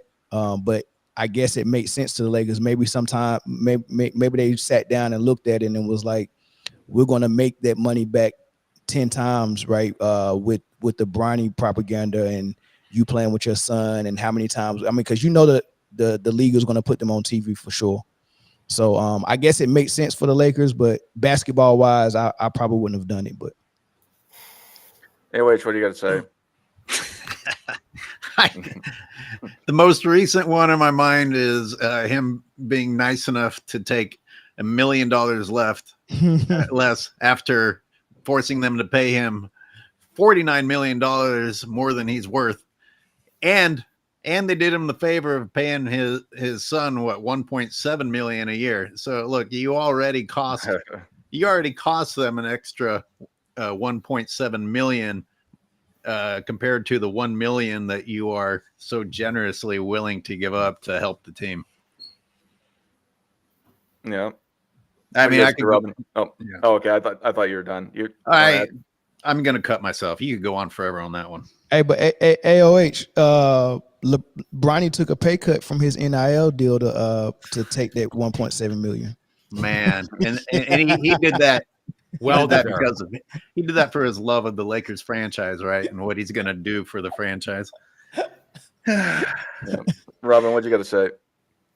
Yeah, you know what, man? LeBron James, once again, all he's doing is proving that he's always about the money, right? He's all about the fame. He's not about the love of the game, man. But I wanted to say something real briefly on this, the Shaquille O'Neal thing you guys were saying with Kobe, because that's probably the biggest travesty right now going on with Kobe Bryant's career. It's the Scotty Pippen mentality, man. It's the Scotty Pippen tactic. All they're doing, they're being disingenuous. They're not trying to give Shaquille O'Neal credit by bigging him up. They're trying to take away from Kobe Bryant's greatness by giving Shaquille O'Neal his props or saying that he was carrying Kobe Bryant. It's hilarious and laughable at best because, once again, they're acting as if Shaquille O'Neal was winning all these championships before Kobe Bryant got there. What championships was Shaquille O'Neal winning? He had Penny Hardaway. He played with talent. What happened? They had to wait for Kobe Bryant. They wouldn't even put Kobe Bryant in the damn game, man. They had him behind guys. Kobe Bryant had earned it, man. So once again, I just wanted to say, it's the Scottie Pippen tactic. The same thing they do against Michael Jordan for the LeBron James fans. What do they say? All of a sudden now, Scottie Pippen's the second greatest player of the 90s, but everyone else that Michael Jordan played against wasn't good? How is that possible? It's only possible in their mind. So once again, they're doing the same thing for Shaquille O'Neal. Shaquille O'Neal's a great player. We're not taking anything away from Shaq. But they're being disingenuous when they make those things or the statements about Kobe Bryant. And that's what they do to tear down Kobe Bryant. It's the tear down tactics. Speed Engine, what do you got to say? I'm going to piggyback off AOH a little bit here. And you're dead wrong. AOH, he was way more generous than $1 million. It was he saved them $2.7 million off their cap. So instead of taking what was it, 104 mil, he took 101.35. So try to give the guy some credit, because with that money, maybe they can get like a Mac McClung or Bronny James. Bronny James, you know, a real powerhouse. So, you know, what pisses me off is he basically took a max contract, and then you have Dave McNenaman come out and frame it as he's taking this big sacrifice. And of course, it's Dave McNenaman, who the only great thing I've seen him do is take down Malika Andrews. So you know kind of where his head is already. And he took a max contract. It might as well be a max contract, but they're going to frame it as him sacrificing. It's sad. Well, I'm what do just you a hate channel. Jay, what do you got to say about the contract? Well, you know, I got to be honest. I can't believe I've been accused on this show today of being a little too easy on LeBron. Are you getting this, jock sniffers? Are you hearing this? I'm defending LeBron. I'm giving LeBron a little bit of credit. Are you getting this? I'm about to do it again. I'm going to defend him again here on this contract, because have you seen some of the contracts that are being signed right now? It is insane what's happened in this market. Like the contract, the amount of contracts and money flowing around is absolutely incredible. Look, we know LeBron's a coward. We know he's a mercenary. We know he's a ring hunter. He wanted to try to bring some guys in. Like, he called Clay like at 6 p.m. as soon as free agency opened. He was sniffing around DeMar DeRozan. He was willing to take less money in order to try to stack up some more supporting cast. The Lakers just don't have it. They just don't have it available. So, you know, I guess whatever. Take the money and run, LeBron. If they can't get you more help, might as well get paid, I suppose. All right, Nick, what do you got to say? Yeah, so I think if I'm looking at this right, LeBron will be tied for the second highest paid player next year. He'll be in a three-way tie with Jokic and Embiid after Curry. Sheesh. Yeah, And that's a pay cut. Yeah, I mean, it's just like, again, this guy makes so much money off the court, right? Like, just an unbelievably ungodly amount of money. It just doesn't make sense to me. Like, if you want to win, I just don't understand the ego of wanting such a max contract, right? That's really all I'm going to say is he'll be tied for second, I believe, in terms of his total contract next year and what it's worth with Jokic and Embiid. So I think that has to be a total ego thing. I just don't understand it, right? Like, are you really in the trenches right now to try and get that extra 5 million or whatever it is? Are you really that committed to getting your money at this point in your career? It's just hard to see it as anything other than an ego play, and that's kind of where I'll leave it. The problem with what Scap said, if I can interject, is that these other max contracts aren't for 40-year-old men that have been hurting your team's chances in the playoffs the last few years. And if those guys deserve the money, that's one thing, but we're not hearing all these narratives about LeBron being willing to sacrifice for the team while simultaneously taking this ridiculous amount of money. If other people are making that kind of money too, it doesn't change the fact that they're trying to make it sound like LeBron James is sacrificing, because most people know that Klay didn't go to LA because of LeBron or think that. But the defenders who want to say that it wasn't because of LeBron say that the Lakers just didn't have the money for Klay. Well, did LeBron James not have the ability to free up that money if in fact Klay wanted to come there and they really wanted Klay? I think the problem actually with the Klay deal is that the Lakers needed help from Golden State to help bring that trade. It wouldn't have been able to be an outright direct sign from Klay Thompson. So when he actually opted out and went into free agency, it basically was a done deal that he wasn't going to LA, because it would have only had to be like some kind of a sign and trade situation. Otherwise, the Lakers really only had like the mid-level exception to offer Klay. But, look, there's probably some truth behind the fact that some of these players just don't want to play with LeBron. And I guess to my point, we're probably looking at this differently. I think you're calling on LeBron to take like a substantial cut, like, take $30 million less annually. I'm not suggesting he was willing to take that kind of a cut. I think he was probably willing to take a haircut, though, to maybe like 40 million a year instead of 55. But I guess you're thinking he should have taken like 20 or 25 and really made it possible for the Lakers to go out and have more flexibility. Well, I was thinking what 40 are you million giving the too, Lakers for the then? record. I was thinking 40 million too. But if the What are story, you giving the Lakers, man? Like, LeBron James don't get it, man. This is what I'm saying. These guys have lack of self-awareness. What are you giving the Lakers? What are you giving the people? We're talking about taking less money. What are you giving people incentive to come play with you?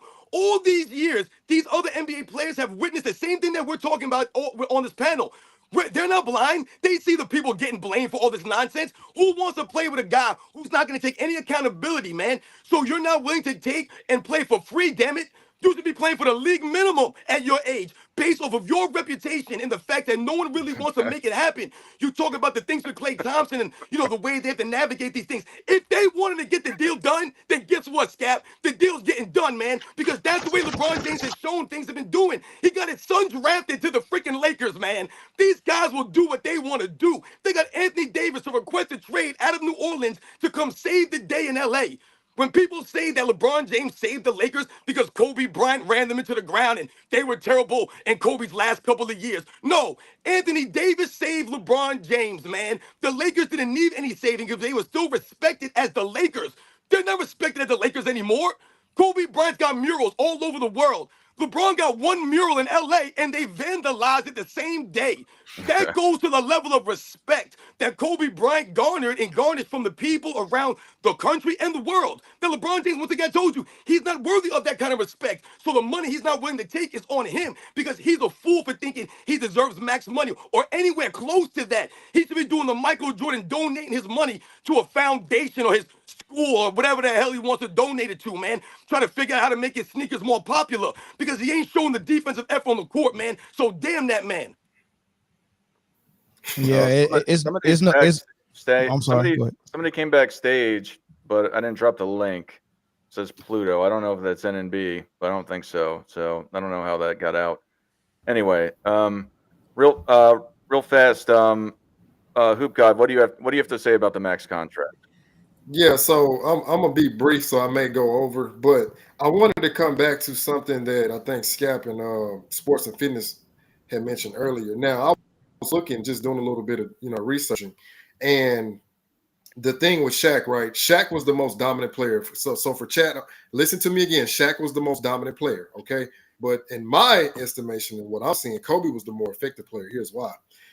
In the playoffs, Kobe Bryant was only assisted by his team at a 36%, 35%, 26%, 30%, and only in 2003-04 was he assisted at a 40% clip. For comparison, when Kyrie Irving played with LeBron, Kyrie Irving was getting hits. He was accounting for only 20% of the offense from the team. So 80% of Kyrie's offense was coming from himself, much like 70% of Kobe's offense was coming from himself. Let's get to Shaq. 65% of Shaquille O'Neal's offense was being assisted on from the team. And if I had to gander, 40% of those is coming from Kobe playmaking. So that's how I want to also add to this whole Shaq and Kobe narrative, who carried who. Now, getting to the contract, come on, y'all, let's be honest. LeBron got to pay his flunkies, y'all. So yeah, he will get Dave McMillan and all the other media flunkies to say, well, yeah, LeBron's taking this pay cut. No, it's not. He's only taking $1 or $2 million less or whatever, but he still has to pay those flunkies, the Nick Rice, the LaShannon Sharps, the Colin Cowturds. He got to pay those guys, right? Because if he doesn't pay them, he's not relevant. I'm gonna end it with this note. Michael Jordan does not have to mention LeBron James' name to be relevant. But you notice Clutch Sports, Snitch Paul, and all them guys, they have to bring up Michael Jordan's name every day for LeBron James. Why is that? Because they know Michael Jordan is the standard. That's all I got to say on that. All right. I'm going to drop the link for people that want to call in. You can ask us a question, and we'll go around the horn otherwise regarding it. But the easiest way to do that is to come to my channel. If you like the show or you like what I have to say, please subscribe to my channel. But the easiest way to call in is to do it through my channel. And just as a sidebar, you should go and like and subscribe and put on the notifications for everybody in this stream. I mean, we got over 1,300 people watching this right now. So if you haven't, I think that's a good idea to do so if you like what we have to say. But I'm dropping the link right now. And then we'll wait for people to call in. But I'll be right back. I'm going to use the bathroom real fast if you guys just want to have an open discussion real fast. Moderator's gone. But Yeah, I went from No, I real quick, I wanted to say to everybody in the chat, we appreciate like the back and forth, but it's kind of more proof in the pudding. Like you see how emotional, not that there's anything wrong with being emotional, but you see how emotional people get when you have anything negative to say about LeBron. And everybody on this panel now, I haven't seen any outbursts. I haven't seen any swearing, yelling, cussing, arguing, no nothing. Like cool, calm, just conservative conversation from quote unquote old heads. And then you look over in the chat and you see all this just kind of like animosity and personal attacks. And I think that comes with when your point is kind of being disproven.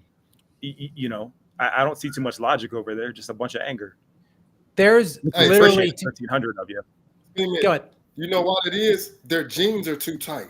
They're pubescent heads. They're petulant children who have not approached puberty yet, and their genes are just far too tight. I mean, that's the only other conclusion I can come up with.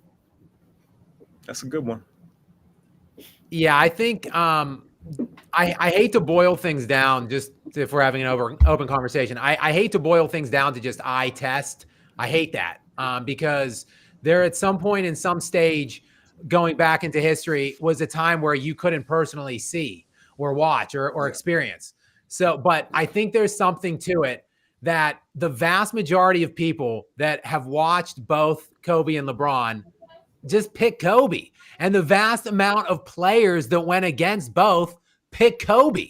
I mean, that in and of itself, I think, is just a resounding kind of a slam dunk in Kobe's favor. And I don't want to, label most of the LeBron sycophants and fanboys as being from a newer era, but to your tight genes point, I think that it is like, if you were born of a certain time, like you're just not going to understand Kobe because he doesn't necessarily translate perfectly when it comes to the all important advanced stats. And Exactly. that's just one more thing I wanted to throw out there, that these analytics, these advanced analytics are another thing that lie, that's another thing that bothers me when people throw that into the conversation.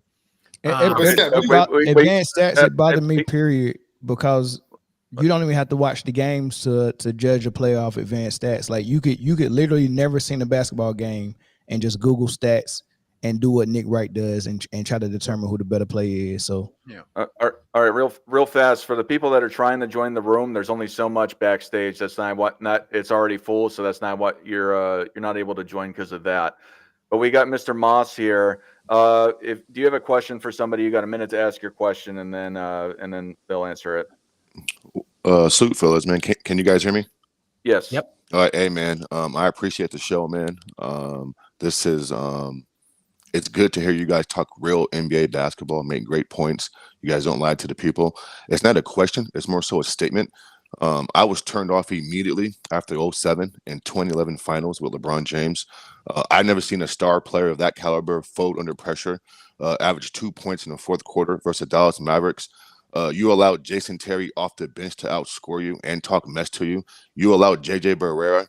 You couldn't even post up Jason Kidd and hit the backboard, right? And then you come out years later and you make an excuse, right? Sports and Fitness Rant talks about self-awareness and self-accountability. This dude has none of that. When Kobe played bad versus the Detroit Pistons, he talked about, from a schematic standpoint, they pushed our offense too far up past the three-point line, and I could have done a better job at getting ourselves into the offense. I mean, I appreciate sports athletes who take accountability and say, you know what, this one's on me, right? And so we've never seen a meltdown of that caliber. How can you even be mentioned with the Kareems, the Kobes, the Tim Duncans, let alone the Michael Jordans, and you average 17 points, and you were the 5th or 6th best players in the NBA Finals on the biggest stage? I mean, Magic Johnson was quoted saying, "Can LeBron James stop Jason Terry?" I mean, it's flat out pathetic. You know what I'm saying? And so can you guys just kind of talk about that in that moment, that series? Because I feel like we don't harp on that enough to kind of discredit who he is. But hey man, great job, you guys, man. Yeah. Great show. So we man. got a lot Enjoy. of callers trying to join. Who do you want to answer that question? I want Sports and Fitness Rant to do it because he gonna give it to me raw and cut. All right, Robin, Pause. what do you got to say? Yo, much respect, man. Yo, this is what I'm talking about, man. See, yo, much respect to my man Moss out here, man, talking about LeBron James in the 2011 NBA Finals and a meltdown. And let's take it a step further here and talk about LeBron James in the post-game press conference after the finals, man. Right, let's talk about the way he told the people out there to go back to our boring lives, man. This has been LeBron James' MO, man. This is why I tell you guys, LeBron James has no class, no integrity. Wasn't it LeBron James in the 2011 Finals fake coughing and acting all silly, mocking Dirk Nowitzki? And what did Dirk Nowitzki do? He decided to turn the heat up on LeBron James. And where was LeBron James to guard Dirk Nowitzki and take over that series and be a true champion? Once again, it's not always necessarily about winning and losing. It's about how you lose. Kobe Bryant would have taken on the challenge to try to do something, to make an effort on what? The defensive end. Did LeBron James, because he was averaging 17 points a game or whatever he was averaging, did he decide to do something on the defensive end? Did he decide to be a dominant rebounder or any of those things? Did he decide to galvanize the teammates with his leadership? No. Instead, this man's arguing with Mario Chalmers on the sideline. He's doing all kinds of nonsense. This is LeBron James, man. He'll never be worthy to be mentioned in the conversation with those guys, man. The 2011 NBA Finals was really a last straw for a lot of people because, once again, LeBron James has always talked down to the common folk, the common people. Whereas Kobe Bryant, what did Kobe Bryant always say? I went out there and played because I never knew who was coming out there to watch me play. And you know where he got that from? He got that from the mentality of the mindset of Michael Jordan, man. Once again, playing through the planes, playing through the personal problems, playing through all that stuff, man, for love of the game for the people, man. LeBron James can't touch that. All right, we got Kevin in here. Kevin, you got a minute to ask your question. Please say who you want to answer it. Yes. Thanks for letting me join. Big fan of Scap Attack. Big fan of Sports and Fitness, and fan of the whole channel in general. In fact, I'm a fan of Mr. Moss too. I've heard him before on other channels. One thing I want to say is the best closer label that they gave him. I think that was a deliberate act to minimize what Kobe does. Anybody that watches Kobe knew that he would get you in quarter 1, quarter 2, quarter 3, and then up that level of play that was already higher than everybody else's in quarter 4 and overtime. And I just wanted to see what you guys thought about it. Thanks again. Who do you want to answer that? Scap, and also Sports and Fitness. Okay, we'll just do Scap. But thank you for calling, Kevin. Thank you. Yeah, Kobe. I think first of all, thanks a lot. I appreciate you following me and the channel. I really do appreciate that. And I think Kobe does. I mean, I think he was the best closer. There's a poll, a GM poll every year. It started back in the early 2000s, and they vote on numerous things like 20, 25 different things. And Kobe was, the most clutch player like for 10 straight years or something outrageous. So I think that Kobe being a great closer and having that it factor in the final moments, definitely that holds up. But I think to his point, Kobe, he gets some unfair labels. One of them is shot chucker and, just cared about stats. Kobe read the game. He knew what was needed, when was needed at every level, first, second, third, fourth quarter, last 3 minutes, or the first 5 minutes of the first quarter and setting the tone. He just read the game and knew exactly what his level, needed to be, and whether he needed to get players involved more or whether he needed to be more aggressive. And Kobe was just a far more cerebral and intelligent player than he's given credit for. All we hear about is LeBron's IQ. Kobe's basketball IQ was 10 times higher than LeBron's. All right. Spoke like 6 languages, right? Something like that. Yep. We've got Funk Master. Welcome. Please ask your question and say who you want to answer it. Hello, can you hear me? Yes. Well, Scap pretty much Scap. When you all say, or I think it needs to be defined that LeBron passed Kobe, but when you talk to the players or most people who play basketball, they don't say that, or at least it's competitive. Who's the better? But we need to define who are they that continue to say this. Who are they? You want me to answer that? Yes. Well, first and foremost, I think there's 2 players that really stick out in my mind. One is Shaquille O'Neal. Shaq hated Kobe. When they played together, those two hated each other. They had a very, very messy divorce. And there was a lot of animosity there for several years. Now, in hindsight, it's Shaq comes to the defense now, like 10, 15 years later, and says, Kobe was the guy on those teams. Like Kobe, is disrespected in this current iteration of this debate, this GOAT debate. He's the one that he's not saying, Shaq's not coming out and saying, me. Shaquille O'Neal needs to be more in these conversations. He's saying Kobe Bryant is the guy that needs to be put up there with Jordan and is every bit as good, if not better than LeBron. And the reason why I give Shaq special credibility on this topic is because Shaq played with LeBron when LeBron won a league MVP in Cleveland. So Shaq played with, prime Kobe Bryant going to championships, winning championships. He played with prime LeBron James winning league MVPs. Shaq knows, and Shaq picks Kobe over LeBron. Shaq puts Kobe right under Jordan at 2 all time. The other guy real quick that sticks out is Kevin Durant, the preeminent foil to LeBron James in that 2010 to 2010 range, taking out Steph Curry.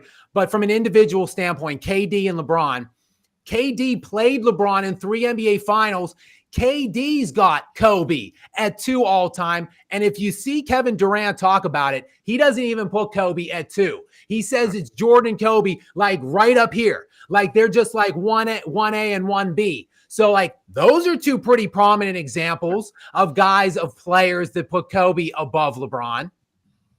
All right. We've got, thank you for calling Funk Master. We've got, sorry, I missed the name. Black Royalty in here. You got a minute to ask your question. Please say who you want to answer it. Oh, I guess not. All right. We've got Mac Def in here. You got a minute to ask your question and then who you want to answer it. Salute panel. This is an all-star panel up here. I think Scap, you had a video about Kobe. They tried to say James Harden was a better scorer than Kobe. Is that right? Well, I don't think I made a specific video about that, but yes, that's one of the narratives percolating around in this cesspool of the media that we have today. Yeah. No problem. This is a question basically for everybody on the panel. Is LeBron James in your top 5? One person answer it. Who do you want to answer it? Okay, well, let's go with, because I'm a 49ers fan, let's go with Hoop God, because this tells me everything I need to know about sports. Hoop God, is LeBron James in your top 5? Hell no.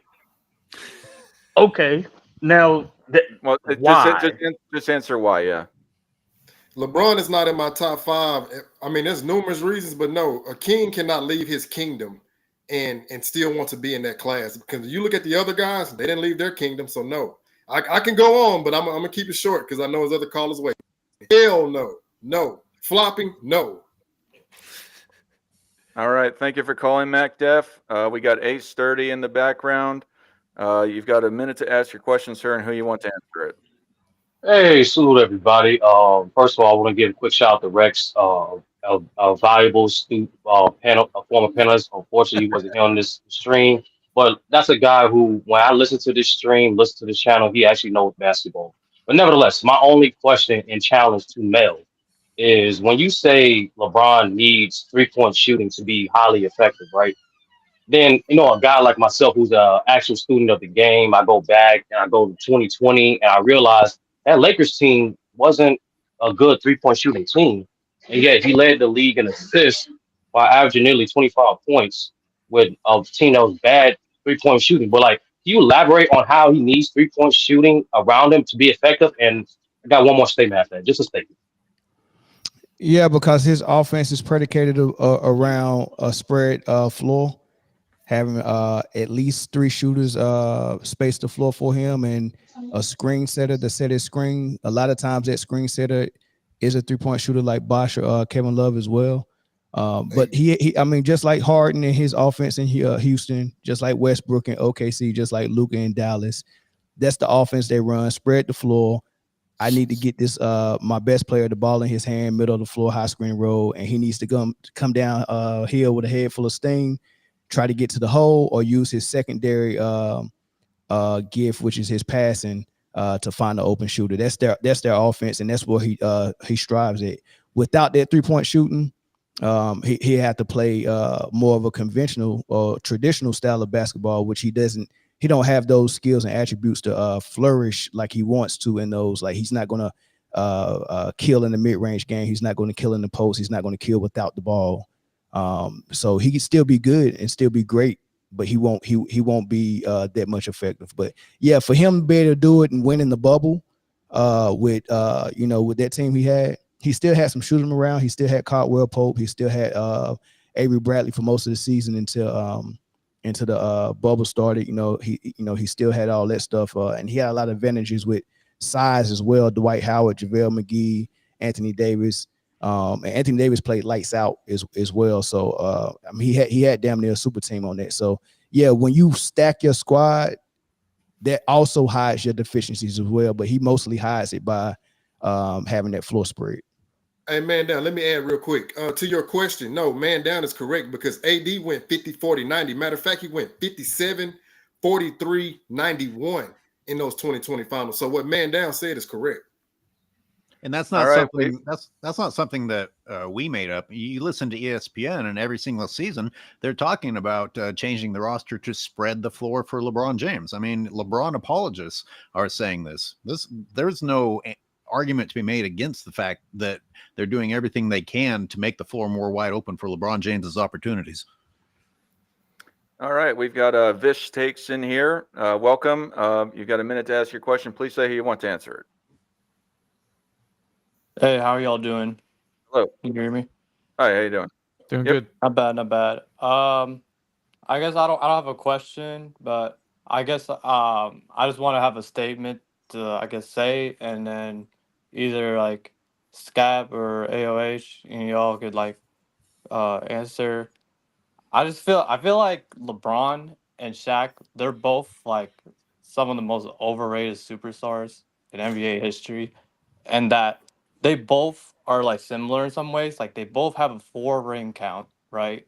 With their last titles being in Florida, with LeBron's is a bubble ring, and they're all Shaq fans' arguments is about the Finals MVPs and Finals MVPs.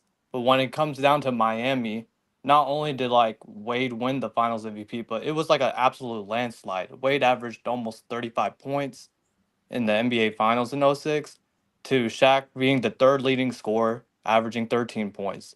Just like LeBron averaged, like, was the third leading scorer in the 2011 Finals, like being behind Wade, ironically, and Chris Bosh. Fish sticks. While What do you want them to? What do you want them to comment on?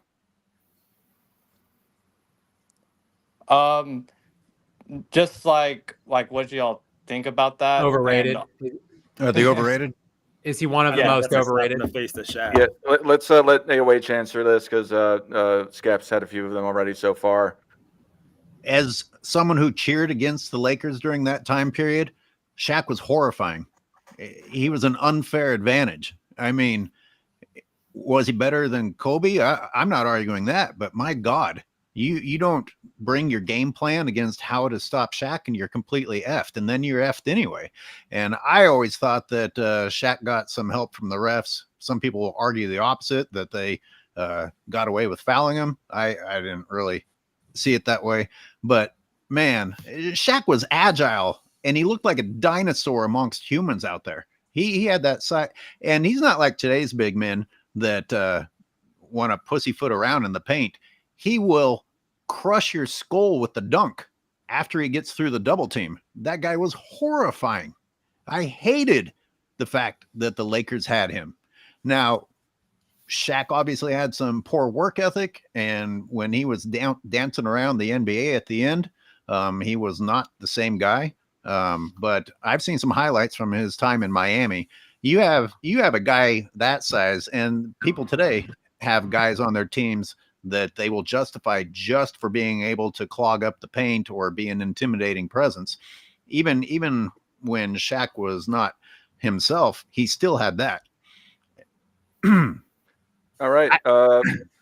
What's Hey, that? Dark, can I alert sure. you to something real quick? It's a guy, Bob Lully in the chat. This he keeps spelling the N word out letter by letter in separate messages. I don't know if you can block him. I tried to where put is- him where's in the- YouTube yeah, let timeout, me, but I don't know.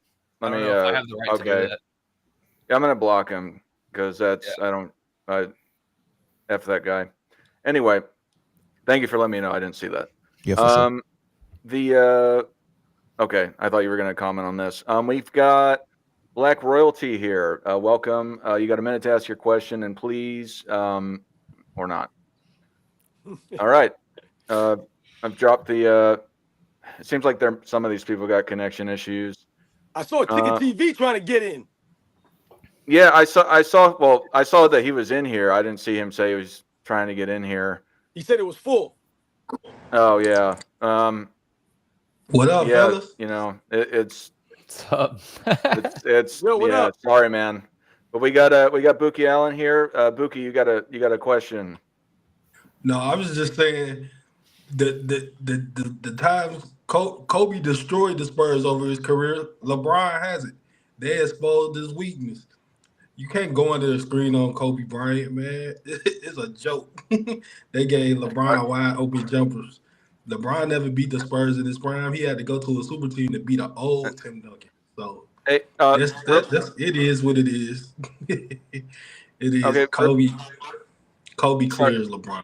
Yeah, I think Yeah, Ticket. sorry. He's Let not me. on Larry Bird. Yeah, He's let's not try on Larry to. Bird level either.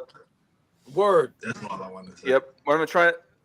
Yeah. Thank you. I'm sorry. I didn't mean to Sorry, are interrupt you in a tunnel? I'm just saying for Ticket TV.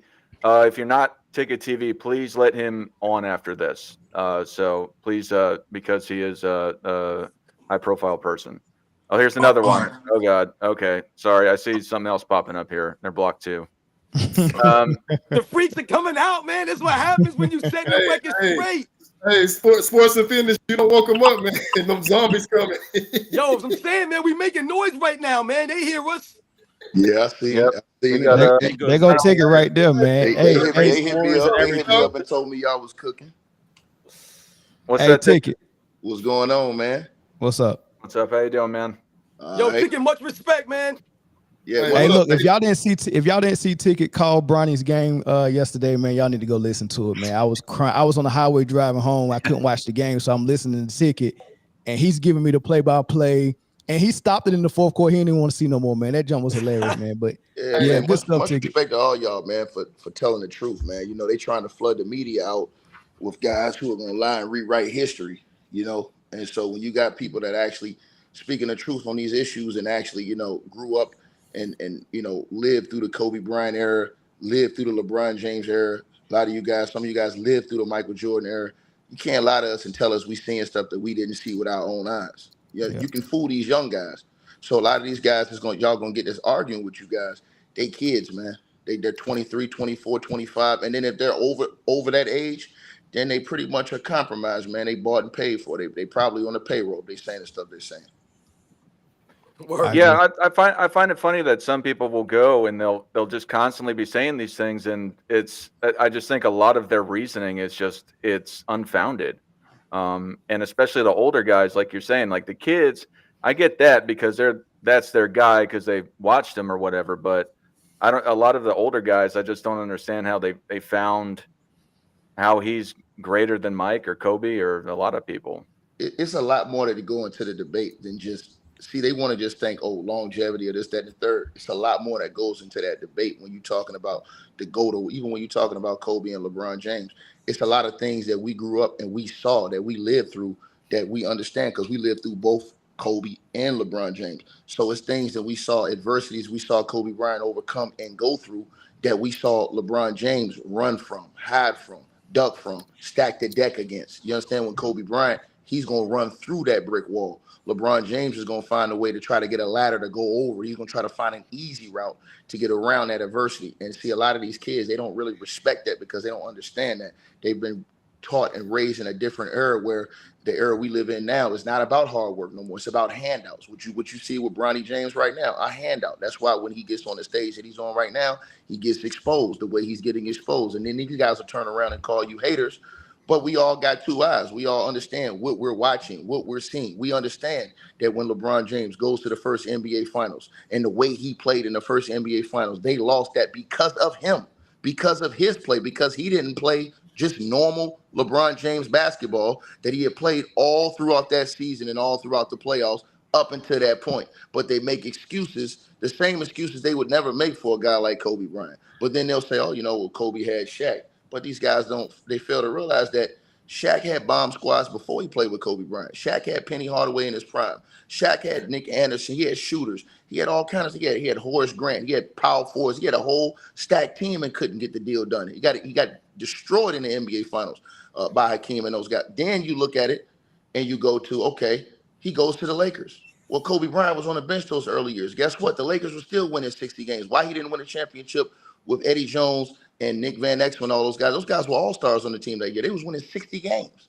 So they never answered that question. He only won when Kobe Bryant ascended. You understand what I'm saying? And when Kobe Bryant came up, that's when he started winning championships. Shaq never won a championship off the strength of him being the man. He got a favorable matchup in the NBA Finals when you're playing against big men that are basically, you know, there's not even no competition for him in the Eastern Conference Finals those years.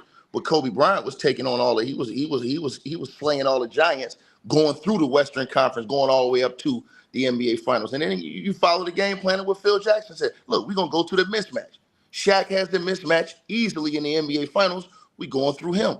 So that's what you're supposed to do. If LeBron, and these guys don't understand this, if you had LeBron James, if he's playing with Shaq at that time, he's gonna have to do the same thing Kobe Bryant did. He's not gonna be able to play his game and tell Shaq, hey, go stand in the corner and go do this, go do that. You're not doing that to the most dominant big man, and one of the most dominant big men in the history of the NBA. You're not doing that. You're gonna throw the ball into Shaq and you're gonna play off him. But that's the thing, LeBron would have got exposed because he can't. He can only play a certain way. These young kids don't understand that. They come on, they call you guys haters, and you know they try to put all of these plants in the media to try to, you know, phase the voices out. But I'm happy to see all of you guys that are standing on business and standing on truth, man, and that is growing because at the end of the day, man, the things we're seeing now, even the degrading of the Lakers franchise we're seeing now. There's no way in the world Bronny James should be able to be on the Lakers franchise. Kobe Bryant would not stand for no foolishness like this. Kobe Bryant would not stand for any handouts. Kobe Bryant would make his work for it. If you earned it, that's something different. Same thing with Shaq.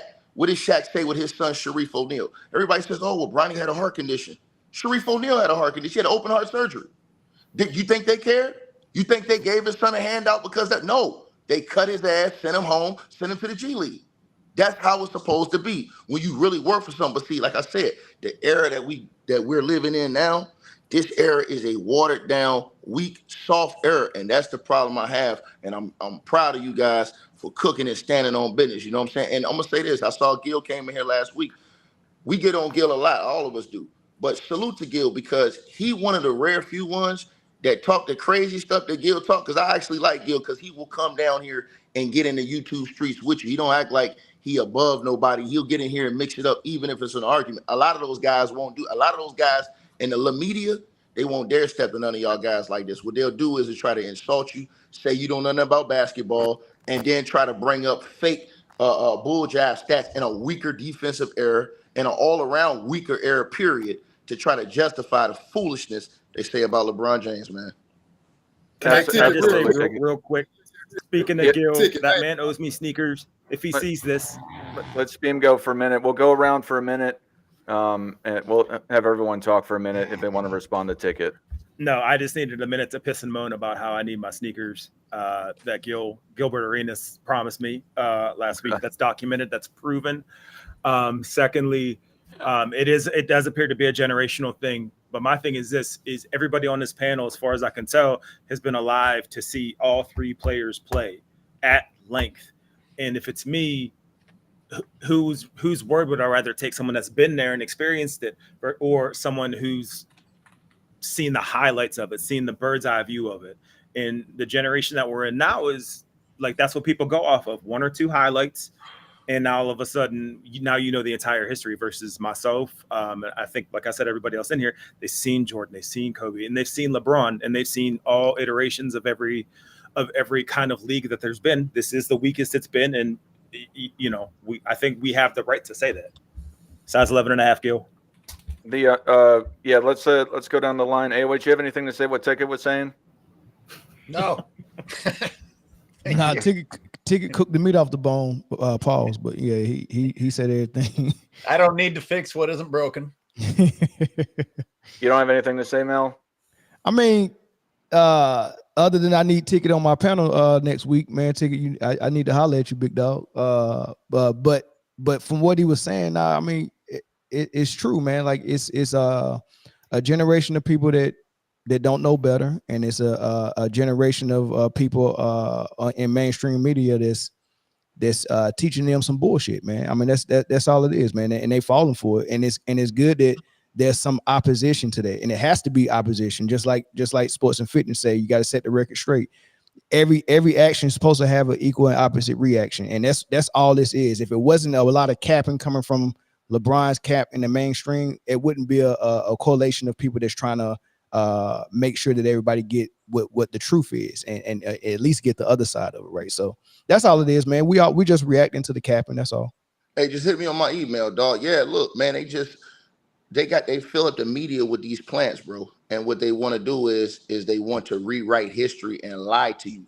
So a lot of these people, they're afraid to speak the truth. Why? Because their jobs depend on it. They don't want to be the one that's left out of these meetings. They don't want to be the one that's kicked out of the gym and unable to get their stories and stuff done. Because LeBron and the media, they can do that to you. They can say, hey, man, I don't want that guy in here. Get him out of here. And the Lakers or whoever it is that's involved, they will kick you out. So instead, what these guys will do is, or these ladies will do is, they will play ball. You understand what I'm saying? Just to stay in the room. They know they're lying. They know they're capping. You understand? Mm-hmm. But LeBron James is smart. What happens is you buy up all the media.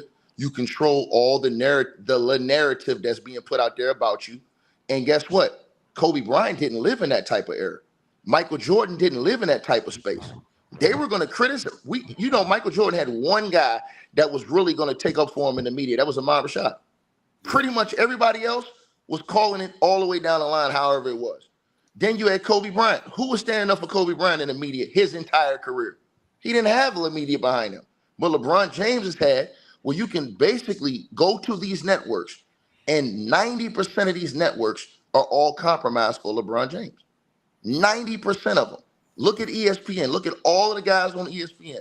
Every single show, you have a full program of guys who are dedicated and ladies who are dedicated to the LeBron James narrative, man. And this is the type of stuff you're fighting against. And it's hard to fight against it when he got that much money behind him, he's got that many people that's lying.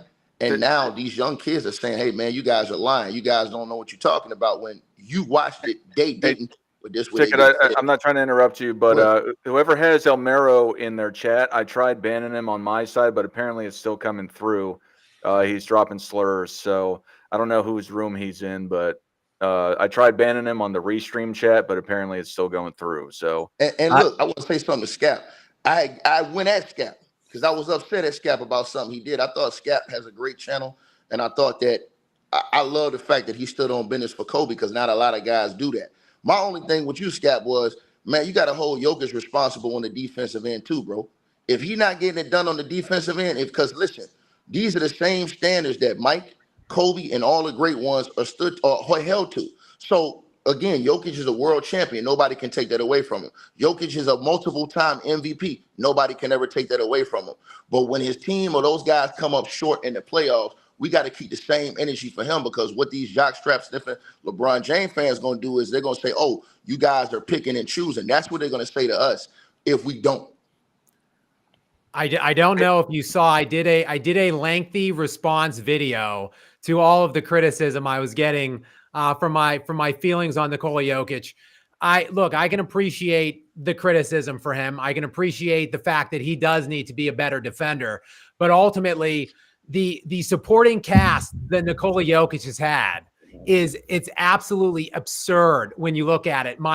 It's about a 20-minute video on my channel. I went back and I looked real quickly. I went back and I looked at every league MVP since 1984. So I looked at I believe it's 23 different guys that won a league MVP from 1984 to present. And then I looked at all of their first 9 seasons in the NBA, which is how many years Nikola Jokic just completed his 9th season. Jokic is the only player on the list that has never played a single season with any player that was first team All-NBA, second team All-NBA, or third team All-NBA. No player that ever made an All-NBA defensive team selection. No player that ever made an All-Star team. Nikola Jokic is the only one in the last 40 years that has won an MVP that hasn't played with a single one of those guys yet. And still, and if you look at the guy, I do a breakdown on this video. If you look at the guys that are even close, Jokic again with 0. Magic, I think, played with like 31 at this stage of his career through 9 years. If you look at the guys that are comparable to Nikola Jokic, like a Kevin Garnett, who only played with like 3 or 4 guys through his first nine seasons. KG was eliminated in the first round of the playoffs while he was defending at elite all-time levels. KG was eliminated from the postseason 8 of his first 9 seasons. Then he finally, in his 9th season, gets to the Western Conference Finals, is beaten by the Lakers, the Shaq and Kobe Lakers. No shame there.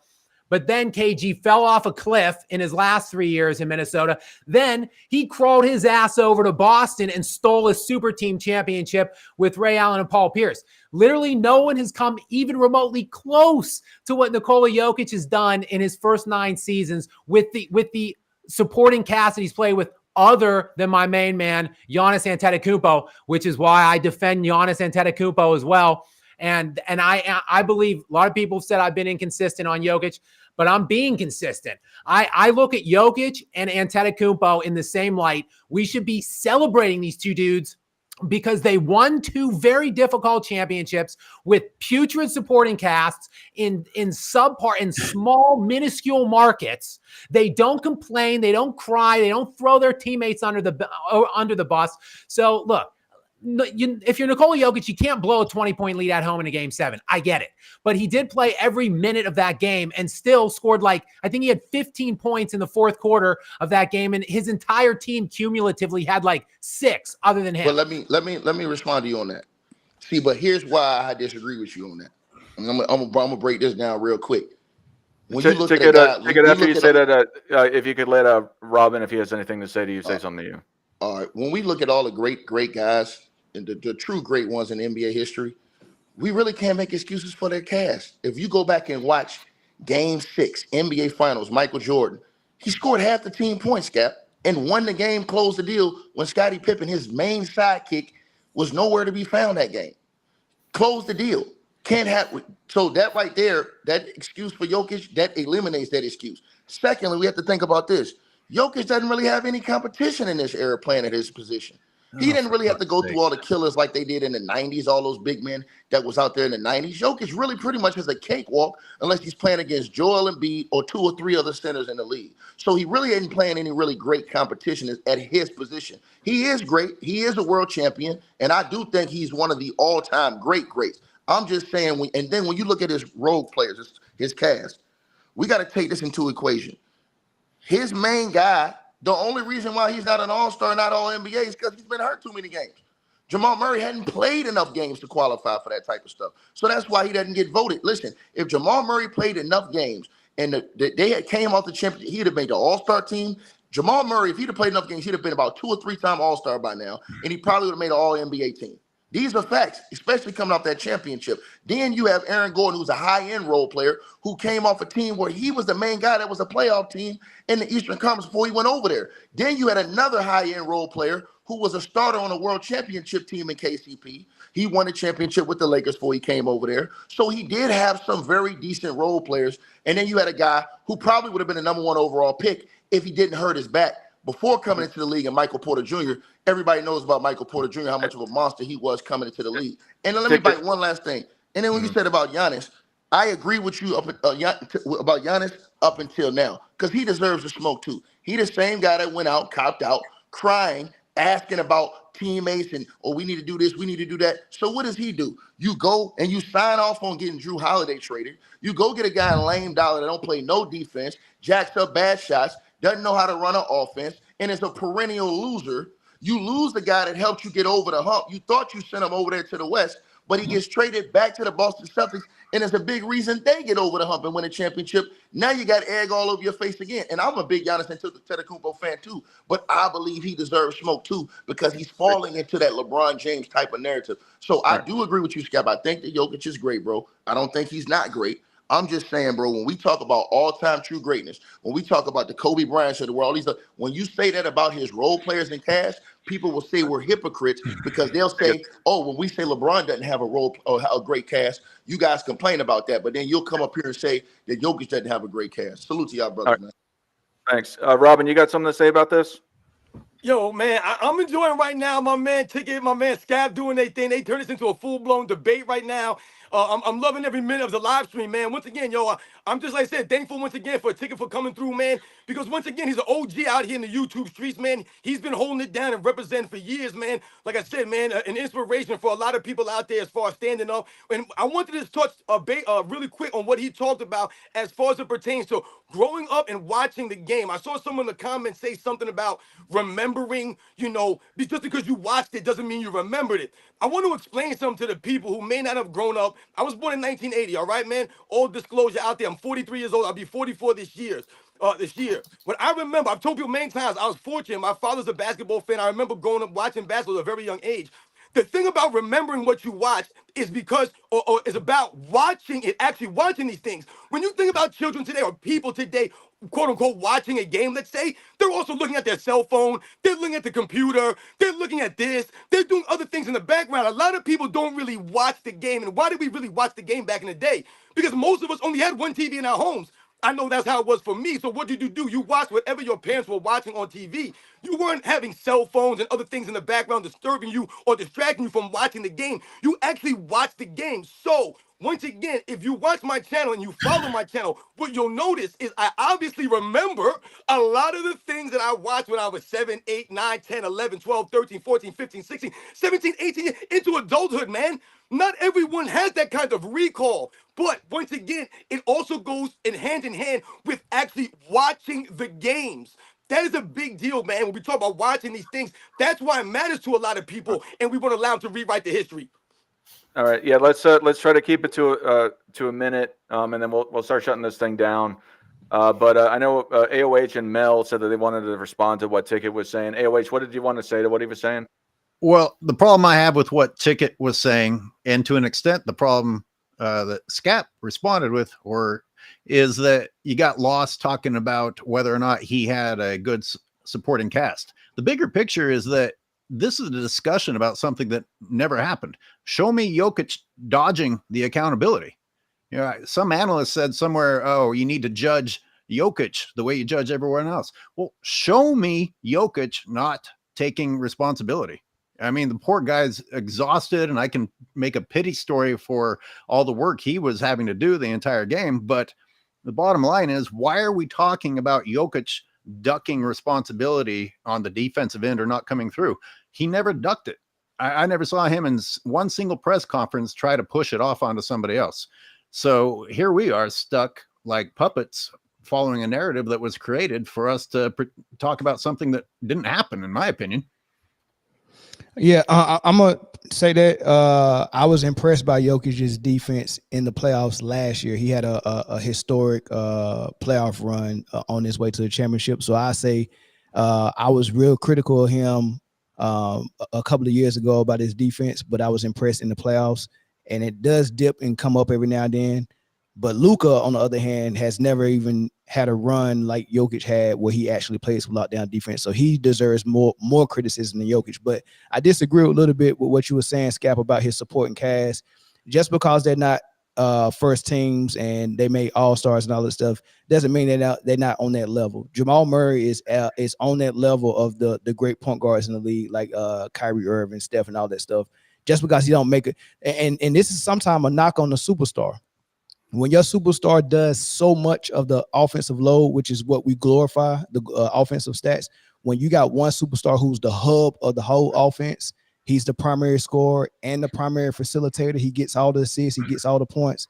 It's hard for your team to shine. They end up doing the dirty work. Aaron Gordon is an all-star level player, but he'll probably never make all-star because all he does is slash to the basket, rebound, and play defense. Jamal Murray, he gets that 1B or that number 2 role where, when Jokic needs me, I need to perform. And Michael Porter Jr. is just sitting over there in the corner waiting for 3-point shots, catch and shoots. He's not allowed to do anything. He can't make a play for himself. He can't assist. He just catch and shoot. But those guys are all-star level players that you can't see their full game because Jokic is doing everything on offense, just like Luka is doing everything on offense. Like Westbrook did everything on offense. We didn't even know how good SGA was beside Westbrook. We didn't know how good Paul George was. Carmelo Anthony was a catch and shoot player beside Westbrook. Harden reduces all his players. You can't have a primary scorer and primary facilitator. Those are all the stats on offense. There's nothing else. I gotta respond. I gotta respond to this real quick. I've been hearing too much Jamal Murray stuff. I just have to jump in real quick. Jamal Murray's been in the NBA for 8 years. He's a career 17 point per game scorer, like 4.5 assists and 3.7 rebounds. In this 8-year span where scoring is ridiculous. Like in the last 8 years, we're looking at like 110 point per game averages league wide. Like this is the era where it is statistical inflation. And yet Jamal Murray's only a 17-4 per game player. Like if you want to say he hasn't been an all-star because of lack of availability and injuries, fine, let's wrap that in. In 3 of the last 4 playoff runs for Nikola Jokic, Jamal Murray has either been unavailable, he didn't play in 2 of the last 4 at all, and then he was extremely physically compromised in this playoff run. Guys, he was sheer ass. He shot 39% for the playoffs this year. One season, 1 year out of 8 years in Jamal Murray's playoff lifetime has he played like a legitimate bona fide MVP, or not MVP, just regular all-star. And what happened in that one season? Nikola Jokic won the NBA championship. Like he just needs one viable all-star level contribution, and he's going to run the playoffs every year.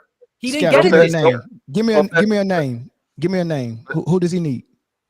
Hey guys, let's not let this devolve. There's a couple things I want to address. Oh, please let Scap answer that question, Dart. Please. But just give me a name. Who does he need? There's a plethora of better guards available right now. One name, Scap. One name. I mean, I would take Devin Booker over Jamal Murray and he's he's the second option on his team. And Devin Booker's going to do exactly what Michael Porter Jr. is sitting in the corner waiting for a 3. Okay, all right, guys. Devin Booker will actually make more than 20%, which is what Jamal Murray did in the playoffs this year. Let's take a break on this. AOH says he has to go. If it want to do a sign off, and then there's a couple of things I want to address, and then if Nick or Hoop God want to say anything about Ticket TV, and then we'll sign off here. AOH, you have anything to say to the people? No, thanks for having me, guys. Another great panel. Got to run. Got to work on some other things. Yo, Have be a good good, day. man. Absolutely. Hey, Sturdy, thanks for that super chat. So, A Sturdy has challenged Mel to $100 debate with an objective platform with objective judges. I mean, for me, the way I do it on my channel is the people vote. So if you want me to go and moderate that, if Mel is willing to do that, I will do that. Otherwise, I guess you can figure it out with Mel. Nah, I'm good on that, Dart. I don't like the debate. I like the way me and Scap is having a conversation. We're not debating. We're having a conversation. So if you want to debate, then that's not my game. All right, Nick, did you have any thoughts on what Ticket had to say that you wanted to share? No, they were kind of getting in the weeds there about a topic I haven't dived into, so I don't really have much to add. All right, Hoop God, did you have anything you wanted to say? No, not necessarily. I mean, he's echoing everything that we said. I just needed to chop it up with him about some stuff over on Player's Choice about I guess a foe that we got in common. Not nothing malicious, but I just wanted to just put him on game and let him know that I've actually had dialogue with the same person. Okay.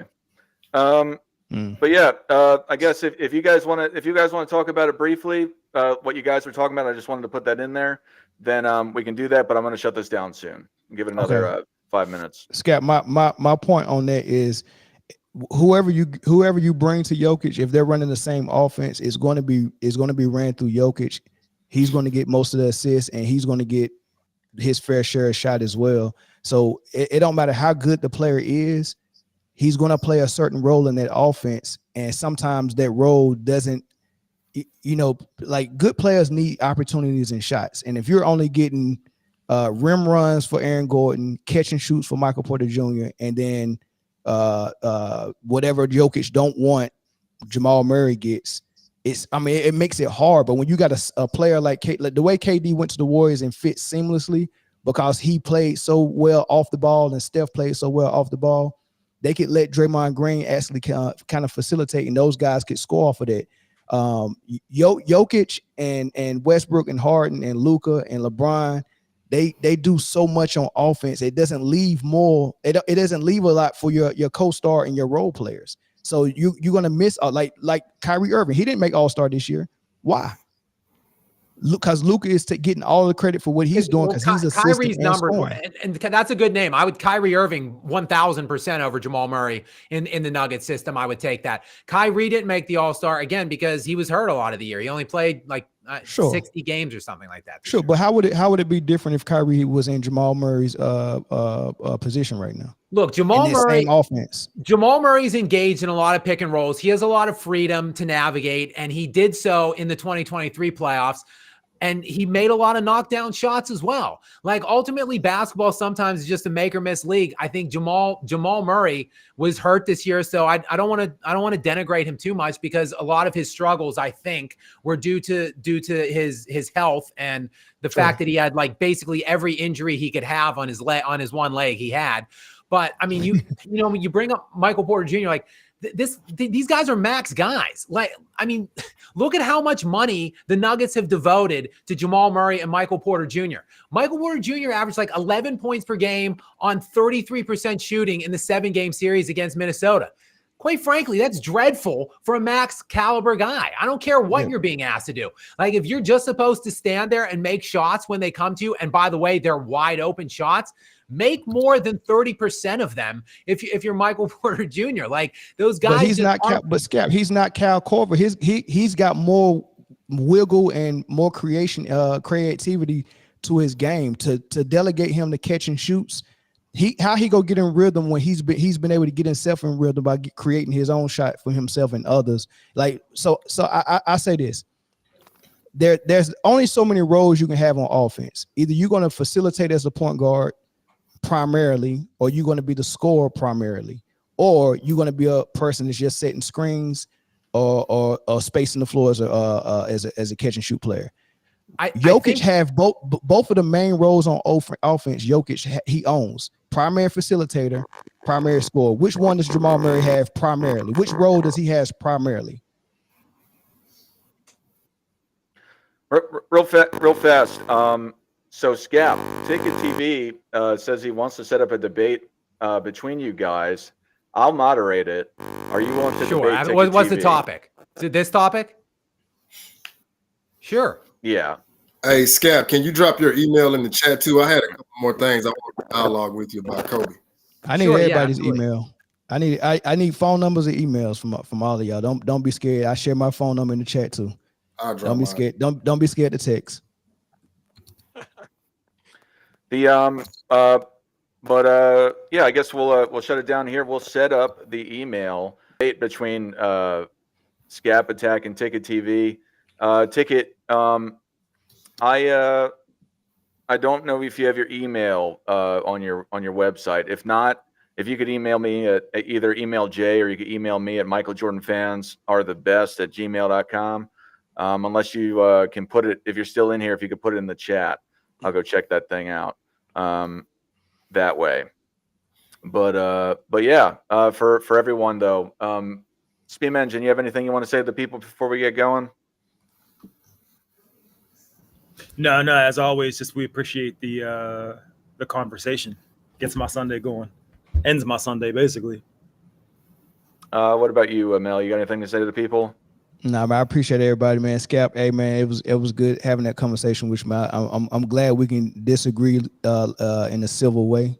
And everybody else, man, I appreciate y'all for having me on and all that stuff. Dart, thanks for the invite. Oh, sports and fitness. I need your number, big dog. Yeah, I'm gonna get at you when we get off here.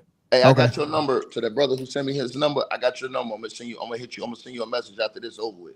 All right, that was me, Ticket. That was Man Down Sports. That was me. To the other brother that said something, I'm gonna hit you up. And the Scap again. I rock with your content, bro. I just disagree with you on the Jokic situation. Not saying that Jokic is not great, but I don't think that we can give guys excuses about role players. And I think that you undermine Jamal Murray a lot because, first of all, we do know he was dealing with a serious injury. Second of all, Jamal Murray is the one who closed the casket on the Los Angeles Lakers late in those games. Even though Jokic was balling, those games was right there in the balance for the Lakers. And Murray was the one who closed the casket on them not once, but twice in that series. And Murray has played at all world levels in the NBA Finals on that big stage where a lot of guys freeze up. Murray's game elevated to superstar status in the NBA Finals, and he has been major in playoffs for them. So I think that he should get more credit for the way he's played overall in their playoff runs. I mean, because I don't remember that you was criticizing Jokic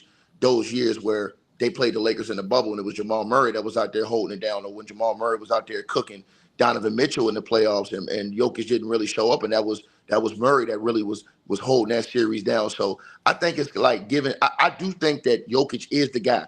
You know what I'm saying?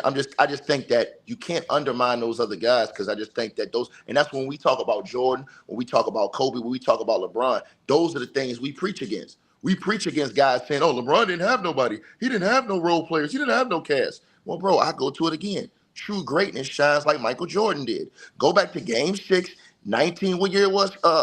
Sports and Fitness Rants, NBA Finals in Utah. Everybody stayed at home except for Mike. Mike said, okay, to hell with it. I'll go get it myself. On the road. We ain't going to Game 7. Because he knew what was going to happen in Game 7. That's true greatness. We've seen Kobe. Go ahead. Ticket, I was going to say, how about we save it for the debate?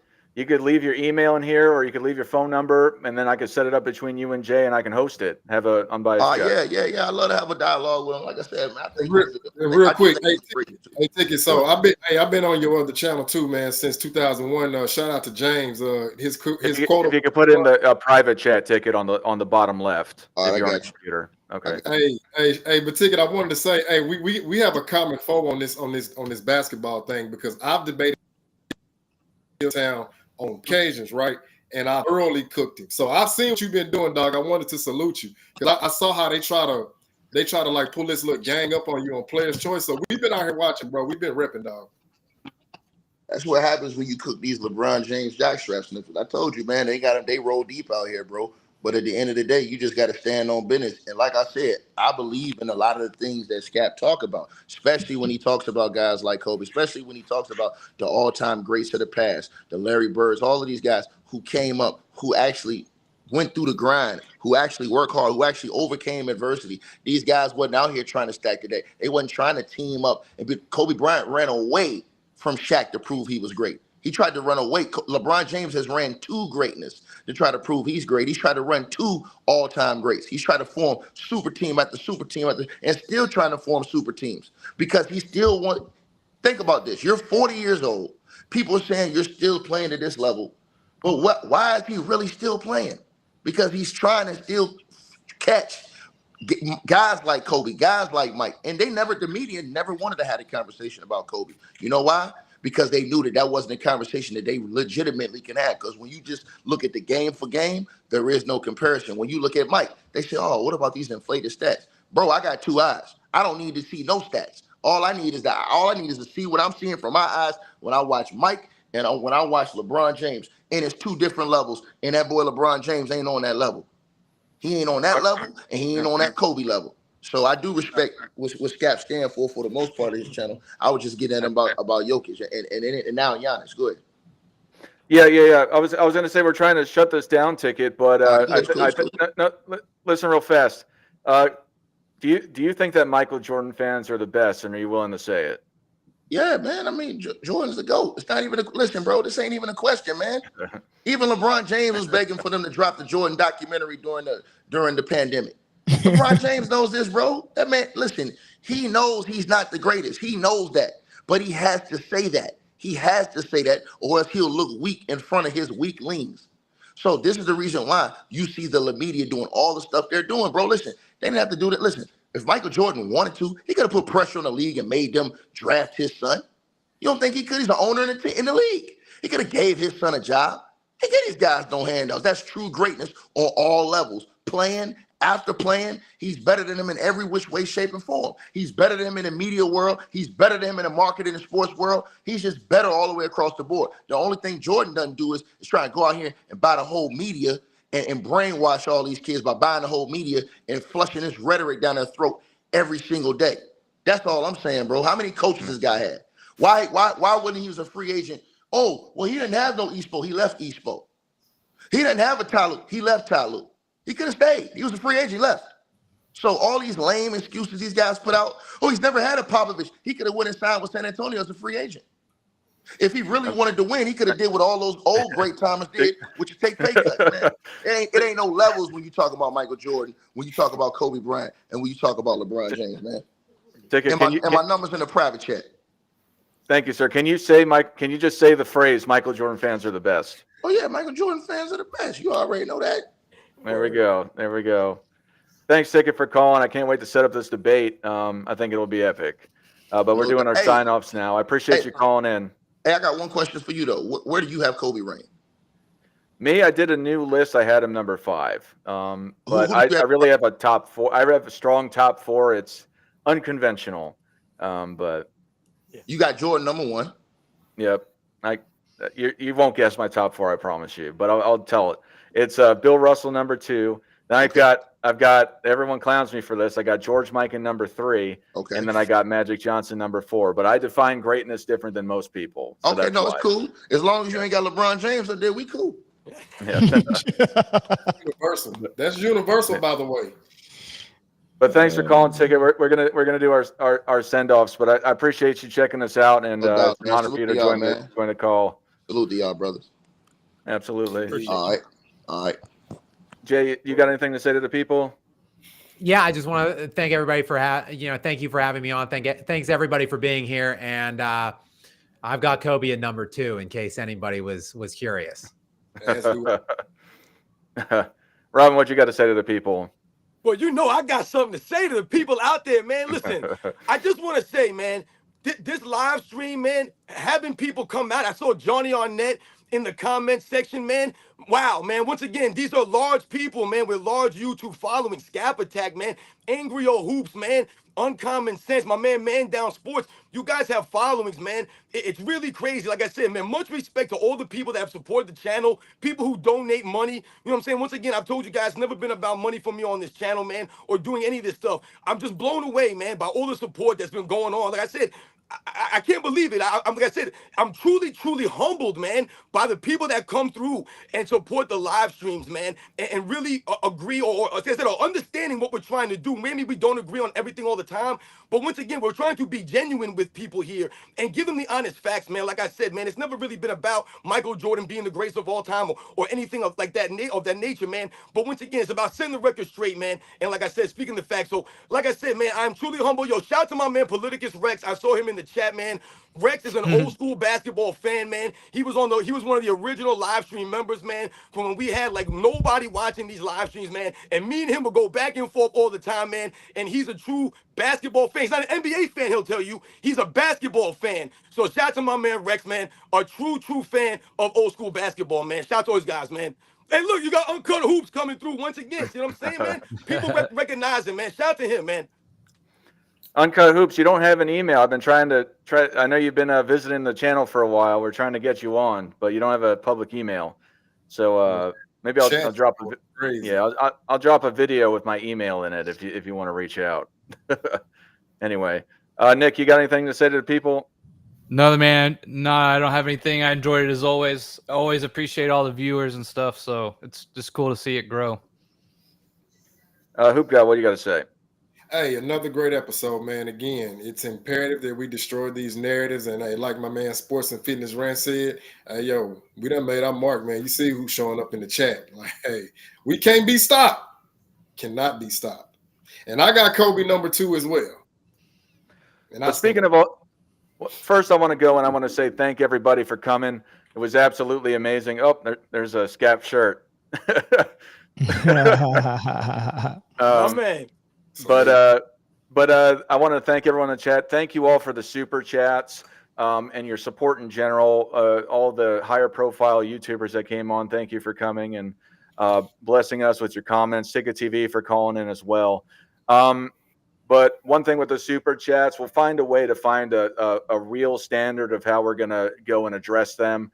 I mean, if y'all couldn't tell, for one, we're blessed that it's a problem that you're sending so many super chats. But it was just so many, it would have just been reading super chats the whole time. So I made a decision to go with the show, but I appreciate all the super chats you did. We'll figure out a dollar limit or something where we will take the time to address it. But it's a great problem to have, and it shows your appreciation. I thank you, and I'll speak for everyone else. So we thank you very much for your support. And with this number 2 talk, I was talking with Jay before, and I think this is a good idea for next week. If y'all want to do this, talk about who's the second greatest of all time, because everyone knows who number 1 is. Would you all be down to do that topic? Yeah, I think that'd be good. Yes, sir. All right. So tune in next week. I got a lot of info that disproves Kareem being number 2 because I know that's revisionist history. So yeah, I'll hold it for that episode. Absolutely. But yeah, thank you everyone for coming. We'll check you out next week. We'll get the Scap Attack versus Ticket TV debate going on. Check out the MJFB Summer Debate League as well. I know some of y'all are FYF fans. He's in it as well. Robin's got a debate later this afternoon at 8 p.m. Eastern, where he's going to be debating Kobe Bryant versus LeBron James. He'll be defending Kobe Bryant. If you want to check that out live on my channel, come do it. But anyway, without further ado, Michael Jordan fan.